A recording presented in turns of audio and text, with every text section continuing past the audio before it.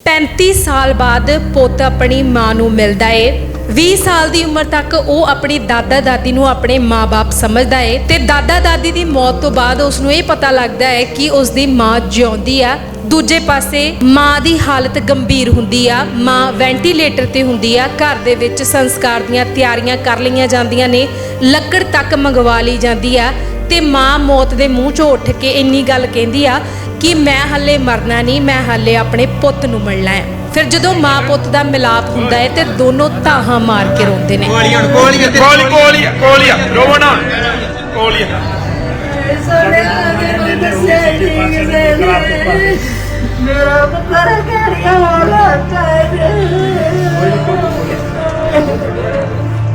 छे 7 महीने का सी जदों मेरे फादर साहब की एक बहुत भयानक एक्सीडेंट ਦੇ ਵਿੱਚ ਜਿਹੜੀ ਉਹ ਮੌਤ ਹੋ ਜਾਂਦੀ ਹੈ। ਮੌਤ ਤੋਂ ਬਾਅਦ ਮੇਰੀ ਜਿਹੜੀ ਮਾਂ ਆ ਉਹਨੇ ਮੈਨੂੰ 1 ਸਾਲ ਤੱਕ ਆਪਣਾ ਦੁੱਧ ਵੀ ਪਿਆਇਆ, 2 ਸਾਲ ਤੱਕ ਮੈਨੂੰ ਪਾਲਿਆ। ਉਹਨਾਂ ਦੇ ਆਪਸ ਦੇ ਵਿੱਚ ਜਾਂ ਮੇਰਾ ਨਾਨਕਾ ਪਰਿਵਾਰ ਆ ਜਾਂ ਦਾਦਕਾ ਪਰਿਵਾਰ ਆ, ਉਹਨਾਂ ਦੀ ਆਪਸ ਦੇ ਵਿੱਚ ਉਹ ਮੈਨੂੰ ਨਹੀਂ ਪਤਾ ਕੀ ਗੱਲ ਹੋਈ ਹੋਏਗੀ ਉਦੋਂ ਤੇ ਉਹ ਕੀ ਕਾਰਨ ਸੀ ਕਿ ਮੇਰੀ ਮਾਂ ਨੂੰ ਮੈਨੂੰ ਛੱਡਣਾ ਪਿਆ।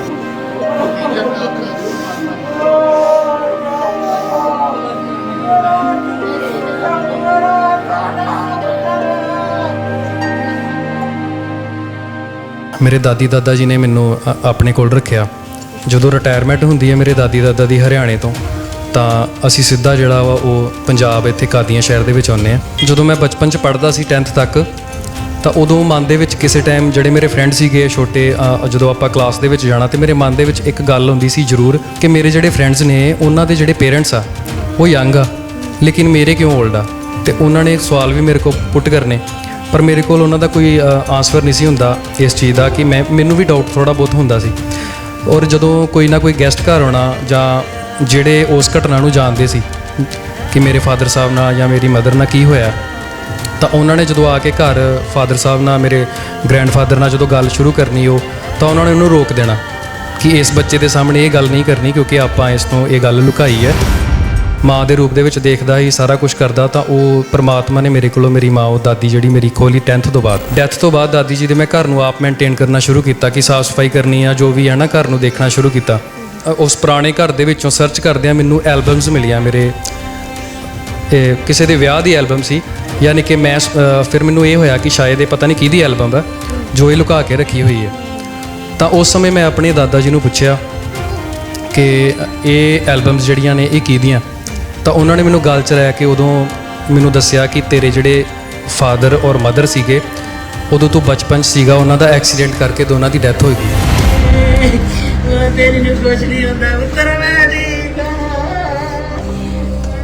ਥੋੜ੍ਹਾ ਦੁਖੀ ਹੁੰਦਾ ਸੀ ਸੋਚ ਕੇ ਕਿ ਯਾਰ ਮੈਂ ਜਿਨ੍ਹਾਂ ਨੇ ਮੈਨੂੰ ਇਸ ਦੁਨੀਆ 'ਤੇ ਇਹ ਦੁਨੀਆ ਦਿਖਾਈ ਹੈ ਮੈਂ ਉਹਨਾਂ ਦੇ ਅੱਜ ਤੱਕ ਦਰਸ਼ਨ ਨਹੀਂ ਕੀਤੇ ਹੈ ਨਾ।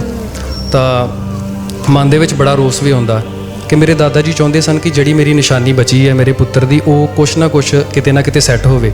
ਅਗਲੇ ਦਿਨ ਉਹ PTC ਚੈਨਲ 'ਤੇ ਉਹ ਮੇਰਾ ਸ਼ਬਦ ਚੱਲਣਾ ਸੀ, ਤਾਂ ਉਸ ਰਾਤ ਨੂੰ ਮੇਰੇ ਦਾਦਾ ਜੀ ਮੇਰਾ ਸਾਥ ਛੱਡ ਜਾਂਦੇ ਆ।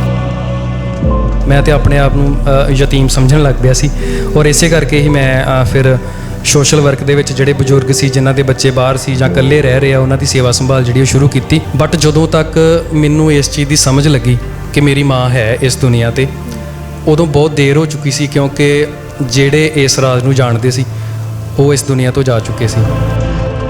ਮੇਰੀ ਤਾਇਆ ਜੀ ਸੀ, ਉਹਨਾਂ ਦੀ ਡੈਥ ਹੋ ਗਈ। ਮੇਰੇ ਦਾਦੀ ਦਾਦਾ ਉਹਨਾਂ ਦੀ ਡੈਥ ਹੋ ਗਈ। ਹਾਂ, ਮੇਰੀਆਂ 2 ਭੂਆ ਨੇ ਜੋ ਮੈਨੂੰ ਬਹੁਤ ਪਿਆਰ ਕਰਦੀਆਂ ਸ਼ੁਰੂ ਤੋਂ ਬਚਪਨ ਤੋਂ, ਬਟ ਉਹਨਾਂ ਨੂੰ ਵੀ ਮੇਰੇ ਦਾਦੀ ਦਾਦਾ ਨੇ ਇੱਕ ਕਸਮ ਪਾ ਕੇ ਮਨਾ ਕੀਤਾ ਸੀ ਕਿ ਮੇਰੇ ਪੋਤਰੇ ਨੂੰ ਇਸ ਚੀਜ਼ ਦਾ ਪਤਾ ਨਹੀਂ ਲੱਗਣਾ ਚਾਹੀਦਾ। ਮੇਰੇ ਕੁਝ ਕੁ ਰਿਸ਼ਤੇਦਾਰ ਜਦੋਂ ਮੈਂ ਐਲਬਮ ਸੀਗੀਆਂ ਮੈਂ ਆਪਣੇ ਤਾਇਆ ਜੀ ਆ ਮੇਰੇ, ਤਾਂ ਉਹਨਾਂ ਨੂੰ ਮੈਂ ਪੁੱਛਿਆ ਕਿ ਇਹ ਐਲਬਮਸ ਦਾ ਰਾਜ਼ ਕੀ ਆ, ਤਾਂ ਉਹਨਾਂ ਨੇ ਮੈਨੂੰ ਦੱਸਿਆ ਕਿ ਇਹ ਸਟੋਰੀ ਜਿਹੜੀ ਹੈ ਇਸ ਤਰ੍ਹਾਂ ਬਣੀ ਜਿਹੜੀ ਮੈਂ ਤੁਹਾਨੂੰ ਪਹਿਲਾਂ ਦੱਸ ਚੁੱਕਾ ਕਿ ਤੇਰੇ ਮੰਮਾ ਨੂੰ ਲੈ ਗਏ ਸੀ ਤੇ ਪਾਪਾ ਦੀ ਡੈਥ ਹੋਈ ਸੀ। ਜਦੋਂ ਮੈਨੂੰ ਇਸ ਚੀਜ਼ ਦਾ ਪਤਾ ਲੱਗਾ ਕਿ ਮੇਰੀ ਮਾਂ ਜਿਹੜੀ ਇਸ ਦੁਨੀਆ 'ਤੇ ਹੈ, ਮੈਂ ਬੜੀ ਸਰਚ ਕਰਨ ਦੀ ਕੋਸ਼ਿਸ਼ ਕੀਤੀ। ਮੇਰੇ ਬਹੁਤ ਸਾਰੇ ਫਰੈਂਡ ਆ ਬਾਹਰ ਫੋਰਨ ਕੰਟਰੀਆਂ 'ਚ ਵੀ, ਪਿੰਟੂ ਭਾਜੀ ਨੇ ਹਾਂਗਕਾਂਗ ਤੋਂ, ਉਹਨਾਂ ਨੇ ਮੈਨੂੰ ਬੜੀ ਵਾਰ ਕਿਹਾ ਕਿ ਯਾਰ ਆਪਾਂ ਤੇਰੀ ਮਾਂ ਨੂੰ ਲੱਭਣਾ ਆ, ਕਿਤੇ ਜ਼ਰੂਰ ਆਪਾਂ ਲੱਭਣਾ ਆ, ਜਦੋਂ ਲੱਭੇਗੀ ਆਪਾਂ ਸਾਰਿਆਂ ਨੇ ਜਾਣਾ। ਤਾਂ ਉੱਥੇ ਮੈਂ ਪਟਿਆਲੇ ਦੇ ਵਿੱਚ ਫਲੱਡ ਏਰੀਏ ਦੇ ਵਿੱਚ ਆਪਾਂ ਸੇਵਾ ਨਿਭਾ ਰਹੇ ਸੀ, ਤਾਂ ਅਚਾਨਕ ਮੇਰੀ ਭੂਆ ਜੀ ਦਾ ਮੈਨੂੰ ਫੋਨ ਆਉਂਦਾ। ਉਦੋਂ ਮੇਰੀ ਭੂਆ ਦੇ ਮੂੰਹੋਂ ਨਿਕਲਿਆ ਕਿ ਪਟਿਆਲੇ ਆ ਤੂੰ ਤੇ ਪਟਿਆਲੇ ਦੇ ਏਰੀਏ 'ਚ ਸ਼ਾਇਦ ਤੇਰੇ ਨਾਨਕੇ ਆ। ਤਾਂ ਮੈਂ ਦੁਬਾਰਾ ਆਪਣੀ ਭੂਆ ਨੂੰ ਕਾਲ ਕੀਤੀ ਕਿ ਪਲੀਜ਼ ਜੇ ਤੁਸੀਂ ਇਹ ਕਹਿ ਰਹੇ ਹੋ ਕਿ ਪਟਿਆਲੇ 'ਚ ਮੇਰੇ ਨਾਨਕੇ ਆ ਤਾਂ ਪਲੀਜ਼ ਮੈਨੂੰ ਦੱਸ ਸਕਦੇ ਹੋ ਕਿਹੜੇ ਏਰੀਏ 'ਚ ਆ ਕੁਝ ਪਿੰਡ ਦਾ ਨਾਮ। ਤਾਂ ਉਹਨਾਂ ਨੇ ਮੈਨੂੰ ਪਿੰਡ ਦਾ ਨਾਮ ਸ਼ਾਇਦ ਉਹਨਾਂ ਨੂੰ ਕਨਫਰਮ ਨਹੀਂ ਸੀ ਹੈਗਾ, ਉਹਨਾਂ ਨੇ 2-3 ਪਿੰਡ ਮਿਕਸ ਕਰਕੇ ਦੱਸਿਆ ਕਿ ਬੋਹੜਪੁਰ ਜਾਂ ਬੋਧਪੁਰ ਕੁਛ ਇੱਦਾਂ ਦਾ ਨਾਮ ਸੀ। ਉਸ ਤੋਂ ਬਾਅਦ ਜਦੋਂ ਮੈਂ ਆਪਣੇ ਤਾਇਆ ਜੀ ਨੂੰ ਦੁਬਾਰਾ ਫੋਨ ਲਾਇਆ ਤਾਂ ਮੈਂ ਇੱਕ ਵਾਰੀ ਚੀਕ ਕੇ ਕਿਹਾ ਕਿ ਪਲੀਜ਼ ਮੈਂ ਆਪਣੇ ਨਾਨਕਿਆਂ ਦੇ ਘਰ ਪਹੁੰਚ ਚੁੱਕਿਆ ਗਾ, ਮੈਨੂੰ ਕੁਛ ਨਾ ਕੁਛ ਛੋਟੇ ਤੋਂ ਛੋਟਾ ਕਲਿਊ ਤੁਸੀਂ ਦੱਸ ਸਕਦੇ ਹੋ ਤਾਂ ਕਿ ਮੈਂ ਉੱਥੋਂ ਤੱਕ ਪਹੁੰਚ ਸਕਾਂ। ਤਾਂ ਉਹਨਾਂ ਨੇ ਕੁਝ ਸਮਾਂ ਬਾਅਦ ਮੈਨੂੰ ਬੈਕ ਕਾਲ ਕਰਕੇ ਇੱਕ ਕਲਿਊ ਦਿੱਤਾ ਕਿ ਤੇਰੇ ਜਿਹੜੇ ਨਾਨਾ ਜੀ ਸੀ ਨਾ, ਉਹਨਾਂ ਨੂੰ ਮੈਂ ਦੇਖਿਆ ਵਾ, ਉਹਨਾਂ ਦਾ ਪੈਰਾਲਾਈਜ਼ ਦੇ ਨਾਲ ਜਿਹੜਾ ਮੂੰਹ ਵਿੰਗਾ ਹੋ ਗਿਆ ਸੀ। ਜਦੋਂ ਉਸ ਪਿੰਡ ਦੇ ਵਿੱਚ ਮੈਂ ਇਹ ਕਲਿਊ ਇੱਕ ਸਿਰਫ ਬਜ਼ੁਰਗ ਕੋਲੋਂ ਪੁੱਛਿਆ ਕਿ ਮੈਂ ਕਿਹਾ ਇਸ ਪਿੰਡ ਦੇ ਵਿੱਚ ਅੱਜ ਤੋਂ 10 ਸਾਲ ਪਹਿਲਾਂ ਜਾਂ 5 ਸਾਲ ਪਹਿਲਾਂ ਜਾਂ ਪ੍ਰੈਜ਼ੈਂਟ ਟਾਈਮ ਕੋਈ ਇਹੋ ਜਿਹੇ ਬਜ਼ੁਰਗ ਜਿਨ੍ਹਾਂ ਦਾ ਪੈਰਾਲਾਈਜ਼ ਨਾਲ ਮੂੰਹ ਵਿੰਗਾ ਹੋਇਆ ਹੋਏ ਤੁਸੀਂ ਦੱਸ ਸਕਦੇ ਹੋ। ਤੇ ਉਹਨਾਂ ਨੇ ਮੇਰੀ ਗੱਲ ਟੋਕ ਕੇ ਸਿਰਫ ਇੱਕੋ ਸ਼ਖਸ ਦਾ ਨਾਂ ਲਿਆ, ਪ੍ਰੀਤਮ ਸਿੰਘ, ਸ਼ਾਇਦ ਉਹ ਮੇਰੇ ਨਾਨਾ ਜੀ ਸੀ। ਤਾਂ ਮੈਂ ਬੜਾ ਖੁਸ਼ ਹੋਇਆ। ਇੱਕ ਨਾ ਬਜ਼ੁਰਗ ਲੇਡੀ ਮੇਰੀ ਗੱਡੀ ਦੇ ਅੱਗੋਂ ਦੀ ਲੰਘੇ ਤਾਂ ਮੈਂ ਆਪਣੀ ਫਰੈਂਡ ਨੂੰ ਕਿਹਾ, ਮੈਂ ਕਿਹਾ ਯਾਰ ਹੋ ਸਕਦਾ ਮੇਰੀ ਨਾਨੀ ਹੋਏ। ਤਾਂ ਜਦੋਂ ਮੈਂ ਦਰਵਾਜ਼ਾ ਖੋਲ੍ਹਿਆ, ਜਿਹੜੀ ਮੈਂ ਆਪਣੀ ਫਰੈਂਡ ਨੂੰ ਕਿਹਾ ਸੀ ਕਿ ਹੋ ਸਕਦਾ ਮੇਰੀ ਨਾਨੀ ਹੋਵੇ, ਤਾਂ ਉਹ ਹੀ ਨਿਕਲੇ ਬਾਹਰ। ਤਾਂ ਮੈਂ ਦਰਵਾਜ਼ਾ ਖੜਕਾਇਆ, ਉਹਨਾਂ ਨੂੰ ਸਤਿ ਸ਼੍ਰੀ ਅਕਾਲ ਬੁਲਾਈ, ਉਹਨਾਂ ਨੂੰ ਮੈਂ ਪੁੱਛਿਆ ਕਿ ਪ੍ਰੀਤਮ ਸਿੰਘ ਦਾ ਘਰ ਆ, ਕਹਿੰਦੇ ਹਾਂਜੀ।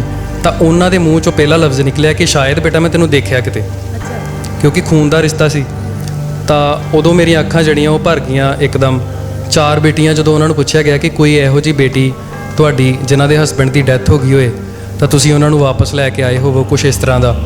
ਤਾਂ ਉਹਨਾਂ ਨੇ ਝਿਜਕਦਿਆਂ ਥੋੜ੍ਹਾ ਜਿਹਾ ਦੱਸਿਆ ਕਿ ਹਾਂ ਇੱਕ ਬੇਟੀ ਸੀ ਮੇਰੀ। ਤਾਂ ਉਦੋਂ ਮੈਨੂੰ ਪੱਕਾ ਯਕੀਨ ਹੋ ਗਿਆ ਕਿ ਮੈਂ ਆਪਣੇ ਮਾਂ ਦੇ ਬਿਲਕੁਲ ਬਹੁਤ ਜ਼ਿਆਦਾ ਕਰੀਬ ਹਾਂ। ਤਾਂ ਉਹਨਾਂ ਨੂੰ ਪੁੱਛਿਆ, ਮੈਂ ਕਿਹਾ ਉਹਨਾਂ ਦਾ ਕੀ ਨਾਮ ਸੀਗਾ। ਉਹਨਾਂ ਨੇ ਦੱਸਿਆ ਕਿ ਉਹਦਾ ਨਾਮ ਹਰਜੀਤ ਕੌਰ ਸੀ, ਬੋਵੀ ਉਹਨੂੰ ਪਿਆਰ ਨਾਲ ਕਹਿੰਦੇ ਆ, ਬੇਵੀ। ਔਰ ਹਰਿਆਣੇ 'ਚ ਉਸ ਦੀ ਮੈਰਿਜ ਹੋਈ ਸੀ ਔਰ ਉਹਦਾ ਇੱਕ ਬੇਟਾ ਸੀ, ਸੋਨੂ। ਤਾਂ ਮੇਰੀ ਖੁਸ਼ੀ ਦਾ ਵੀ ਕੋਈ ਟਿਕਾਣਾ ਨਹੀਂ ਸੀ ਔਰ ਮੈਂ ਇਮੋਸ਼ਨਲ ਵੀ ਬਹੁਤ ਜ਼ਿਆਦਾ ਹੋਇਆ। ਤਾਂ ਦਾਦੀ ਨੂੰ ਮੈਂ ਉਸੇ ਟਾਈਮ ਮੇਰੀ ਨਾਨੀ ਦੇ ਅੱਗੇ ਮੈਂ ਖੜਾ ਹੋ ਕੇ ਕਿਹਾ ਕਿ ਮੈਂ ਉਹ ਬਦਨਸੀਬ ਸੋਨੂ ਆ, ਤੁਹਾਡੇ ਸਾਹਮਣੇ ਖੜਾ ਆ। ਨਾਨੀ ਅੰਮਾ ਨੇ ਜਦੋਂ ਮੈਨੂੰ ਘੁੱਟ ਕੇ ਜੱਫੀ ਪਾਈ ਤਾਂ ਮੈਨੂੰ ਪਹਿਲੀ ਵਾਰੀ ਫੀਲ ਹੋਇਆ ਕਿ ਮੇਰੇ ਆਪਣੇ ਨੇ ਮੈਨੂੰ ਗਲ 'ਚ ਲਿਆ ਆ।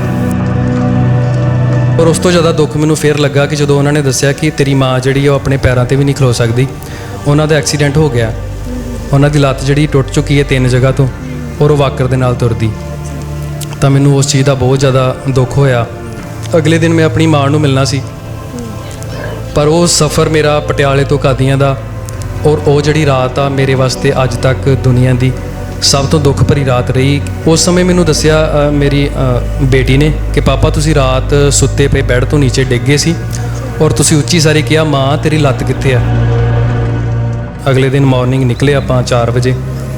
ਤਾਂ ਰਸਤੇ ਦੇ ਵਿੱਚ ਸਿਰਫ ਤੇ ਸਿਰਫ ਮੇਰੀ ਮਾਂ ਦਾ ਚਿਹਰਾ ਸੀਗਾ, ਬਾਕੀ ਫਰੈਂਡਸ ਮੇਰੇ ਫੈਮਿਲੀ ਸਭ ਗੱਲਾਂ ਕਰ ਰਹੇ ਸੀ। ਤਾਂ ਜਦੋਂ ਮੈਂ ਪਹੁੰਚਿਆ ਆ, ਉਹ ਜਦੋਂ ਮੈਂ ਆਪਣੀ ਮਾਂ ਨੂੰ ਦੇਖਿਆ, ਉਹ ਮੈਨੂੰ ਦੇਖ ਕੇ ਬੇਹੋਸ਼ ਹੋ ਗਈ। ਆਪਣੀ ਮਾਂ ਨੂੰ ਜਦੋਂ ਮੈਂ ਪਹਿਲੀ ਵਾਰੀ ਮਿਲਿਆ ਤਾਂ ਉਹ ਬਹੁਤ ਜ਼ਿਆਦਾ ਇਮੋਸ਼ਨਲ ਉਦੋਂ ਹੋ ਗਿਆ ਸੀ, ਮੇਰੀ ਮਾਂ ਵੀ। ਪਹਿਲਾ ਅੱਧਾ ਘੰਟਾ ਤੇ ਸਾਨੂੰ ਕੁਝ ਪਤਾ ਹੀ ਨਹੀਂ ਲੱਗਿਆ ਨਾ ਕਿ ਮੈਂ ਮਤਲਬ ਇੰਨੀ ਖੁਸ਼ੀ ਸੀ ਕਿ ਮੇਰੀ ਮਾਂ ਨੇ ਮੈਨੂੰ ਪਹਿਲੀ ਵਾਰੀ ਹੱਗ ਕਰਕੇ ਮੈਨੂੰ ਉਹ ਰੋਈ ਆ, ਉਹ ਮੇਰਾ ਨਾਮ ਲੈ ਕੇ। 1 ਘੰਟਾ ਤੱਕ ਮੈਂ ਆਪਣੀ ਮਾਂ ਨੂੰ ਜੱਫੀ ਪਾ ਕੇ ਬੈਠਾ ਰਿਹਾ, ਮੈਂ ਕੁਛ ਨਹੀਂ ਬੋਲਿਆ, ਨਾ ਹੀ ਉਹ ਬੋਲੀ। ਮਾਂ ਦਾ ਲਫ਼ਜ਼ ਇਹੀ ਸੀ ਕਿ ਉਹ ਕਹਿੰਦੀ ਮੈਂ ਤੈਨੂੰ ਸ਼ੁਰੂ ਤੋਂ ਲੈ ਕੇ ਭੁੱਲੀ ਨਹੀਂ ਅੱਜ ਤੱਕ ਔਰ ਮੈਂ ਤੈਨੂੰ ਡੇਲੀ ਮਿਲਦੀ ਰਹੀ ਹਾਂ ਕਿ ਮੇਰਾ ਸੋਨੂ ਜਿਹੜਾ ਹੈ ਉਹ ਐਡਾ ਜਵਾਨ ਹੋ ਗਿਆ ਹੋਣਾ ਵਾ, ਕਦੀ ਨਾ ਕਦੀ ਲੱਭਦਾ ਲਭਾਉਂਦਾ ਉਹ ਮੇਰੇ ਤੱਕ ਜ਼ਰੂਰ ਪਹੁੰਚੂਗਾ ਤੇ ਅੱਜ ਤੂੰ ਆ ਗਿਆ।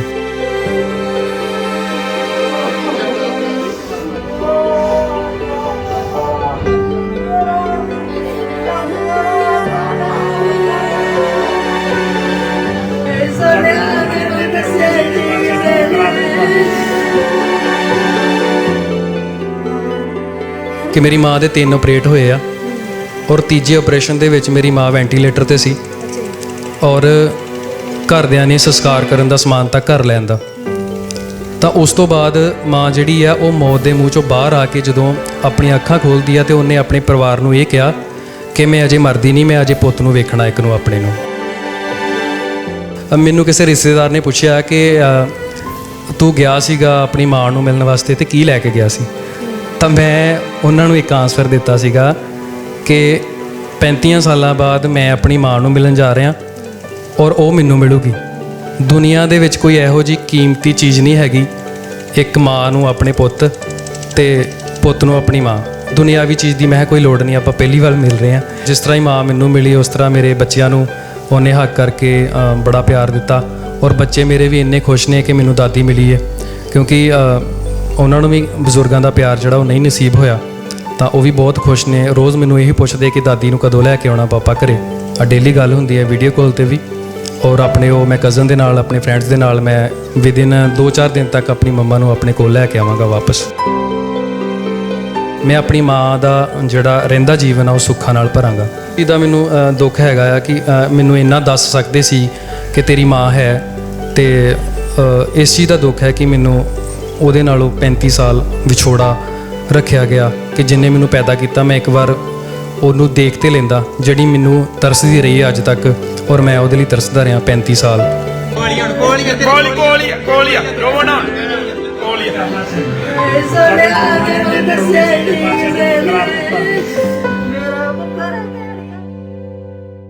ਸਤਿ ਸ਼੍ਰੀ ਅਕਾਲ, ਮੈਂ ਹਾਂ ਤੁਹਾਡੇ ਨਾਲ ਜਸਪ੍ਰੀਤ। ਅੱਜ ਤੁਹਾਡੀ ਮੁਲਾਕਾਤ ਭਾਈ ਜਗਜੀਤ ਸਿੰਘ ਕਾਦੀਆਂ ਦੇ ਨਾਲ ਕਰਵਾਉਣ ਜਾ ਰਹੇ ਹਾਂ। ਵੀਰ ਹੁਣੇ 35 ਸਾਲ ਬਾਅਦ ਆਪਣੀ ਮਾਂ ਨੂੰ ਮਿਲਦੇ ਨੇ। ਜਦੋਂ 10ਵੀਂ ਕਲਾਸ 'ਚ ਹੁੰਦੇ ਨੇ ਉਦੋਂ ਇਹਨਾਂ ਨੂੰ ਇੱਕ ਐਲਬਮ ਮਿਲਦੀ ਹੈ ਜਿਸ ਤੋਂ ਇਹਨਾਂ ਨੂੰ ਪਤਾ ਲੱਗਦਾ ਕਿ ਇਹਨਾਂ ਦੇ ਮਦਰ ਫਾਦਰ ਕੌਣ ਨੇ। 10 ਸਾਲ ਤੱਕ ਇਹਨਾਂ ਨੂੰ ਇਵੇਂ ਲੱਗਦਾ ਹੈ ਕਿ ਇਹਨਾਂ ਦੇ ਜਿਹੜੇ ਦਾਦੀ ਦਾਦਾ ਨੇ ਉਹੀ ਇਹਨਾਂ ਦੇ ਮਾਂ-ਬਾਪ ਨੇ। ਪਰ ਜਦੋਂ ਇਹਨਾਂ ਨੂੰ ਐਲਬਮ ਮਿਲਦੀ ਹੈ ਫਿਰ ਇਹਨਾਂ ਨੂੰ ਪਤਾ ਲੱਗਣਾ ਸ਼ੁਰੂ ਹੋ ਜਾਂਦਾ ਕਿ ਉਹਨਾਂ ਦੇ ਫਾਦਰ ਸਾਹਿਬ, ਉਹਨਾਂ ਦੇ ਐਕਸੀਡੈਂਟ ਹੋ ਗਿਆ, ਉਹਨਾਂ ਦੀ ਡੈਥ ਹੋ ਗਈ ਆ, ਅਤੇ ਉਹਨਾਂ ਦੇ ਮਦਰ ਜਿਹੜੇ ਆ ਉਹ ਜਿਉਂਦੇ ਨੇ ਤੇ 35 ਸਾਲ ਬਾਅਦ ਮਿਲਦੇ ਨੇ। ਅੱਜ ਗੱਲਬਾਤ ਕਰਾਂਗੇ ਵੀਰ ਹੋਣਾ ਦੇ ਨਾਲ। ਸਭ ਤੋਂ ਪਹਿਲਾਂ ਸਵਾਗਤ ਕਰ ਲੈਂਦੇ ਹਾਂ ਵੀਰ ਜੀ, ਬਹੁਤ ਬਹੁਤ ਸਵਾਗਤ ਹੈ। ਸਤਿ ਸ਼੍ਰੀ ਅਕਾਲ ਭੈਣ ਜੀ, ਆਇਆਂ ਨੂੰ। ਕਿਵੇਂ ਹੋ, ਠੀਕ ਹੋ? ਹਾਂਜੀ, ਚੜ੍ਹਦੀ ਕਲਾ। ਤੁਸੀਂ ਸੁਣਾਓ? ਵਧੀਆ। ਵੀਰੇ, ਕਿੰਨੀ ਉਮਰ ਹੁੰਦੀ ਹੈ ਜਦੋਂ ਤੁਹਾਡੇ ਫਾਦਰ ਸਾਹਿਬ ਗੁਜ਼ਰ ਜਾਂਦੇ ਨੇ? ਤਕਰੀਬਨ ਮੈਂ ਉਦੋਂ ਸੁਣਨ 'ਚ ਆਇਆ ਕਿ ਮੈਂ 6-7 ਮਹੀਨੇ ਦਾ ਸੀ ਜਦੋਂ ਮੇਰੇ ਫਾਦਰ ਸਾਹਿਬ ਦੀ ਇੱਕ ਬਹੁਤ ਭਿਆਨਕ ਐਕਸੀਡੈਂਟ ਦੇ ਵਿੱਚ ਜਿਹੜੀ ਉਹ ਮੌਤ ਹੋ ਜਾਂਦੀ ਹੈ। ਔਰ ਉਹ ਮੈਨੂੰ ਬਚਪਨ ਤੋਂ ਨਹੀਂ, ਮੈਨੂੰ ਤਕਰੀਬਨ ਬਹੁਤ ਸਮੇਂ ਬਾਅਦ ਪਤਾ ਚੱਲਿਆ ਸੀਗਾ ਕਿ ਮੇਰੇ ਪਾਪਾ ਦੀ ਜਿਹੜੀ ਹੈ ਉਹ ਡੈਥ ਐਕਸੀਡੈਂਟ ਕਰਕੇ ਪਹਿਲਾਂ ਹੀ ਹੋ ਚੁੱਕੀ ਹੈ। ਅਤੇ ਉਦੋਂ ਮੈਂ 6 ਮਹੀਨਿਆਂ ਦਾ ਸੀ ਜਦੋਂ ਉਹਨਾਂ ਦਾ ਐਕਸੀਡੈਂਟ ਕਰਕੇ ਮੌਤ ਹੋ ਜਾਂਦੀ। ਤਾਂ ਉਸ ਤੋਂ ਬਾਅਦ ਜਿੱਥੇ ਮੌਤ ਹੁੰਦੀ ਹੈ ਉਹ ਹਰਿਆਣੇ ਦੇ ਵਿੱਚ, ਮੇਰਾ ਬਰਥ ਵੀ ਉੱਥੋਂ ਦਾ, ਹਰਿਆਣਾ ਕਰਨਾਲ ਡਿਸਟ੍ਰਿਕਟ ਦਾ। ਤਾਂ ਮੌਤ ਤੋਂ ਬਾਅਦ ਮੇਰੀ ਜਿਹੜੀ ਮਾਂ ਆ ਉਹਨੇ ਮੈਨੂੰ 1 ਸਾਲ ਤੱਕ ਆਪਣਾ ਦੁੱਧ ਵੀ ਪਿਆਇਆ, 2 ਸਾਲ ਤੱਕ ਮੈਨੂੰ ਪਾਲਿਆ। ਤਾਂ ਉਸ ਤੋਂ ਉਪਰੰਤ ਉਹਨਾਂ ਦੇ ਆਪਸ ਦੇ ਵਿੱਚ, ਜਾਂ ਮੇਰਾ ਨਾਨਕਾ ਪਰਿਵਾਰ ਆ ਜਾਂ ਦਾਦਕਾ ਪਰਿਵਾਰ ਹੈ, ਉਹਨਾਂ ਦੀ ਆਪਸ ਦੇ ਵਿੱਚ ਉਹ ਮੈਨੂੰ ਨਹੀਂ ਪਤਾ ਕੀ ਗੱਲ ਹੋਈ ਹੋਏਗੀ ਉਦੋਂ, ਅਤੇ ਉਹ ਕੀ ਕਾਰਨ ਸੀ ਕਿ ਮੇਰੀ ਮਾਂ ਨੂੰ ਮੈਨੂੰ ਛੱਡਣਾ ਪਿਆ। ਆਪਣੇ ਜਿਗਰ ਦੇ ਟੋਟੇ ਨੂੰ 4 ਸਾਲ ਦੀ ਉਮਰ ਦੇ ਵਿੱਚ ਛੱਡਣਾ ਇੱਕ ਮਾਂ ਵਾਸਤੇ ਬਹੁਤ ਦੁੱਖ ਭਰਿਆ ਸਮਾਂ ਹੁੰਦਾ। ਸੋ ਜਦੋਂ ਉਹਨਾਂ ਨੇ ਮੈਨੂੰ ਛੱਡਿਆ, ਕਿਉਂਕਿ ਉਸ ਸਮੇਂ ਮੈਨੂੰ ਤਾਂ ਪਤਾ ਨਹੀਂ, ਮੈਨੂੰ ਤਾਂ ਹੁਣ ਇਹ ਚੀਜ਼ਾਂ ਦਾ ਪਤਾ ਚੱਲ ਰਿਹਾ ਨਾ ਕਿ ਕੀ ਹੋਈ ਸਟੋਰੀ। ਤਾਂ ਜਦੋਂ ਫਾਦਰ ਸਾਹਿਬ ਦੀ ਮੌਤ ਤੋਂ ਬਾਅਦ ਮੇਰੇ ਦਾਦੀ ਦਾਦਾ ਜੀ ਨੇ ਮੈਨੂੰ ਆਪਣੇ ਕੋਲ ਰੱਖਿਆ, ਕਿਉਂਕਿ ਉਹਨਾਂ ਦਾ ਜਿਹੜਾ ਦੂਸਰਾ ਪੁੱਤਰ ਸੀ ਉਹਨਾਂ ਦੀ ਵੀ ਡੈਥ ਹੋ ਜੂਗੀ ਮੇਰੇ ਦਾਦਾ ਜੀ ਦੀ। ਤਾਂ ਇੱਕੋ ਇੱਕ ਨਿਸ਼ਾਨੀ ਸੀ ਉਹਨੂੰ, ਮੈਨੂੰ ਉਹਨਾਂ ਨੇ ਪਰਵਰਿਸ਼ ਜਿਹੜੀ ਆ ਦਾਦਾ ਦਾਦੀ ਨੇ ਮੈਨੂੰ ਫਿਰ ਪਾਲਿਆ ਸ਼ੁਰੂ ਤੋਂ। ਤਾਂ ਜਦੋਂ ਰਿਟਾਇਰਮੈਂਟ ਹੁੰਦੀ ਹੈ ਮੇਰੇ ਦਾਦੀ ਦਾਦਾ ਦੀ ਹਰਿਆਣੇ ਤੋਂ, ਤਾਂ ਅਸੀਂ ਸਿੱਧਾ ਜਿਹੜਾ ਵਾ ਉਹ ਪੰਜਾਬ, ਇੱਥੇ ਕਾਦੀਆਂ ਸ਼ਹਿਰ ਦੇ ਵਿੱਚ ਆਉਂਦੇ ਹਾਂ, ਇੱਥੇ ਵੱਸਦੇ ਹਾਂ। ਮੇਰੀ 10th ਹੁੰਦੀ ਹੈ, 10th ਤੱਕ ਮੈਂ ਆਪਣੇ ਦਾਦਾ ਦਾਦੀ ਨੂੰ ਜਿਹੜਾ, ਮੈਨੂੰ ਉਹਨਾਂ ਨੇ ਕੋਈ ਕਸਰ ਨਹੀਂ ਛੱਡੀ ਪਰਵਰਿਸ਼ ਦੇਣ ਦੇ ਵਿੱਚ। ਉਹਨਾਂ ਨੇ ਮੇਰਾ ਹਰ ਪਾਸਿਓਂ ਹਰ ਕੇਅਰ ਕੀਤੀ ਕਿ ਆਪਾਂ ਜਿਹੜੇ ਸਾਡੇ ਪੁੱਤ ਦੀ ਨਿਸ਼ਾਨੀ ਹੈ ਉਹਨੂੰ ਅਸੀਂ ਕਿਤੇ ਮੁਕਾਮ ਤੱਕ ਜਿਹੜਾ ਉਹ ਪਹੁੰਚਾਈਏ। ਹਾਂਜੀ, ਕਾਦੀਆਂ ਜਦੋਂ ਮੈਂ ਪਹੁੰਚਦੇ ਆਪਾਂ ਕਾਦੀਆਂ ਸ਼ਹਿਰ ਦੇ ਵਿੱਚ ਰਹਿਣਾ ਸ਼ੁਰੂ ਕੀਤਾ। ਤਾਂ ਜਦੋਂ ਮੈਂ ਬਚਪਨ 'ਚ ਪੜ੍ਹਦਾ ਸੀ 10th ਤੱਕ, ਤਾਂ ਉਦੋਂ ਮਨ ਦੇ ਵਿੱਚ ਕਿਸੇ ਟਾਈਮ ਜਿਹੜੇ ਮੇਰੇ ਫਰੈਂਡ ਸੀਗੇ ਛੋਟੇ, ਜਦੋਂ ਆਪਾਂ ਕਲਾਸ ਦੇ ਵਿੱਚ ਜਾਣਾ, ਅਤੇ ਮੇਰੇ ਮਨ ਦੇ ਵਿੱਚ ਇੱਕ ਗੱਲ ਹੁੰਦੀ ਸੀ ਜ਼ਰੂਰ ਕਿ ਮੇਰੇ ਜਿਹੜੇ ਫਰੈਂਡਸ ਨੇ ਉਹਨਾਂ ਦੇ ਜਿਹੜੇ ਪੇਰੈਂਟਸ ਆ ਉਹ ਯੰਗ ਆ, ਲੇਕਿਨ ਮੇਰੇ ਕਿਉਂ ਓਲਡ ਆ। ਅਤੇ ਉਹਨਾਂ ਨੇ ਸਵਾਲ ਵੀ ਮੇਰੇ ਕੋਲ ਪੁੱਟ ਕਰਨੇ, ਪਰ ਮੇਰੇ ਕੋਲ ਉਹਨਾਂ ਦਾ ਕੋਈ ਆਨਸਰ ਨਹੀਂ ਸੀ ਹੁੰਦਾ ਇਸ ਚੀਜ਼ ਦਾ, ਕਿ ਮੈਨੂੰ ਵੀ ਡਾਊਟ ਥੋੜ੍ਹਾ ਬਹੁਤ ਹੁੰਦਾ ਸੀ। ਔਰ ਜਦੋਂ ਕੋਈ ਨਾ ਕੋਈ ਗੈਸਟ ਘਰ ਆਉਣਾ, ਜਾਂ ਜਿਹੜੇ ਉਸ ਘਟਨਾ ਨੂੰ ਜਾਣਦੇ ਸੀ ਕਿ ਮੇਰੇ ਫਾਦਰ ਸਾਹਿਬ ਨਾਲ ਜਾਂ ਮੇਰੀ ਮਦਰ ਨਾਲ ਕੀ ਹੋਇਆ, ਤਾਂ ਉਹਨਾਂ ਨੇ ਜਦੋਂ ਆ ਕੇ ਘਰ ਫਾਦਰ ਸਾਹਿਬ ਨਾਲ, ਮੇਰੇ ਗ੍ਰੈਂਡਫਾਦਰ ਨਾਲ ਜਦੋਂ ਗੱਲ ਸ਼ੁਰੂ ਕਰਨੀ, ਤਾਂ ਉਹਨਾਂ ਨੇ ਉਹਨੂੰ ਰੋਕ ਦੇਣਾ ਕਿ ਇਸ ਬੱਚੇ ਦੇ ਸਾਹਮਣੇ ਇਹ ਗੱਲ ਨਹੀਂ ਕਰਨੀ, ਕਿਉਂਕਿ ਆਪਾਂ ਇਸ ਤੋਂ ਇਹ ਗੱਲ ਲੁਕਾਈ ਹੈ। ਕਿਉਂਕਿ ਹੋ ਸਕਦਾ ਮੈਂ ਮਾਂ ਦਾ ਦੁੱਧ ਛੱਡਣ ਤੋਂ ਬਾਅਦ ਮੈਂ ਬਿਮਾਰ ਹੋ ਗਿਆ ਹੋਵਾਂ, ਜਾਂ ਡਾਕਟਰਸ ਨੇ ਕਿਹਾ ਹੋਵੇ ਕਿ ਮਤਲਬ ਇਸ ਨੂੰ ਇਸ ਚੀਜ਼ ਦਾ ਪਤਾ ਨਹੀਂ ਲੱਗਣਾ ਚਾਹੀਦਾ। ਸੋ ਇਹ ਗੱਲਾਂ ਮੈਂ 10th ਤੱਕ ਮੇਰੇ ਜ਼ਿੰਦਗੀ ਦੇ ਵਿੱਚ ਕਾਫੀ ਇੱਦਾਂ ਦੀਆਂ ਚੀਜ਼ਾਂ ਆਉਂਦੀਆਂ ਰਹੀਆਂ, ਪਰ ਮੈਨੂੰ ਕਿਤੇ ਨਾ ਕਿਤੇ ਥੋੜ੍ਹਾ ਡਾਊਟ ਹੁੰਦਾ ਸੀ ਜ਼ਰੂਰ ਕਿ ਕੁਛ ਨਾ ਕੁਛ ਤਾਂ ਮਤਲਬ ਹੋਇਆ ਆ ਮੇਰੀ ਲਾਈਫ ਦੇ ਵਿੱਚ ਇੱਦਾਂ ਦਾ। ਬਟ ਮੈਨੂੰ ਮੇਰੇ ਗ੍ਰੈਂਡ ਫਾਦਰ ਮਦਰ ਵੱਲੋਂ ਬਹੁਤ ਜ਼ਿਆਦਾ ਪਿਆਰ ਮਿਲਿਆ। ਅਤੇ ਜਦੋਂ ਮੈਂ 10th ਵਿੱਚ ਸੀਗਾ ਤਾਂ ਆਪਣੀ ਦਾਦੀ ਅੰਮਾ ਨੂੰ ਮੈਂ ਬਹੁਤ ਪਿਆਰ ਕਰਦੇ ਸੀ ਉਹ ਮੈਨੂੰ। ਤਾਂ ਉਹਨਾਂ ਨੂੰ ਜਦੋਂ ਮੈਂ ਮਾਂ ਦੇ ਰੂਪ ਦੇ ਵਿੱਚ ਦੇਖਦਾ ਸੀ, ਸਾਰਾ ਕੁਝ ਕਰਦਾ, ਤਾਂ ਉਹ ਪ੍ਰਮਾਤਮਾ ਨੇ ਮੇਰੇ ਕੋਲੋਂ ਮੇਰੀ ਮਾਂ, ਉਹ ਦਾਦੀ ਜਿਹੜੀ ਮੇਰੀ ਖੋਲੀ 10th ਤੋਂ ਬਾਅਦ। ਤਾਂ ਉਦੋਂ ਫਿਰ ਮੈਂ ਬਹੁਤ ਇਕੱਲਾਪਨ ਆਪਣੇ ਆਪ 'ਚ ਮਹਿਸੂਸ ਕਰਨ ਲੱਗਾ, ਕਿਉਂਕਿ ਮੇਰੇ ਦਾਦਾ ਜੀ ਦਾ ਸੁਭਾਅ ਉਹ ਪੁਲਿਸ 'ਚ ਸੀਗੇ ਅਤੇ ਉਹ ਥੋੜ੍ਹੇ ਸਟ੍ਰਿਕਟ ਸੀਗੇ। ਤਾਂ ਇਸ ਕਰਕੇ ਇਕੱਲਾ ਰਹਿਣਾ ਮੈਂ ਜਦੋਂ ਮਹਿਸੂਸ ਕੀਤਾ, ਤਾਂ ਡੈਥ ਤੋਂ ਬਾਅਦ ਦਾਦੀ ਜੀ ਦੇ ਮੈਂ ਘਰ ਨੂੰ ਆਪ ਮੇਨਟੇਨ ਕਰਨਾ ਸ਼ੁਰੂ ਕੀਤਾ ਕਿ ਸਾਫ਼ ਸਫਾਈ ਕਰਨੀ ਆ, ਜੋ ਵੀ ਹੈ ਨਾ, ਘਰ ਨੂੰ ਦੇਖਣਾ ਸ਼ੁਰੂ ਕੀਤਾ। ਤਾਂ ਉਹ ਮੈਨੂੰ ਕੁਛ ਨਾ ਕੁਛ ਉਸ ਪੁਰਾਣੇ ਘਰ ਦੇ ਵਿੱਚੋਂ ਸਰਚ ਕਰਦਿਆਂ ਮੈਨੂੰ ਐਲਬਮਸ ਮਿਲੀਆਂ ਮੇਰੇ, ਕਿਸੇ ਦੇ ਵਿਆਹ ਦੀ ਐਲਬਮ ਸੀ, ਯਾਨੀ ਕਿ ਮੈਂ ਫਿਰ ਮੈਨੂੰ ਇਹ ਹੋਇਆ ਕਿ ਸ਼ਾਇਦ ਇਹ ਪਤਾ ਨਹੀਂ ਕਿਹਦੀ ਐਲਬਮ ਹੈ ਜੋ ਇਹ ਲੁਕਾ ਕੇ ਰੱਖੀ ਹੋਈ ਹੈ। ਤਾਂ ਉਸ ਸਮੇਂ ਮੈਂ ਆਪਣੇ ਦਾਦਾ ਜੀ ਨੂੰ ਪੁੱਛਿਆ ਕਿ ਇਹ ਐਲਬਮਸ ਜਿਹੜੀਆਂ ਨੇ ਇਹ ਕਿਹਦੀਆਂ।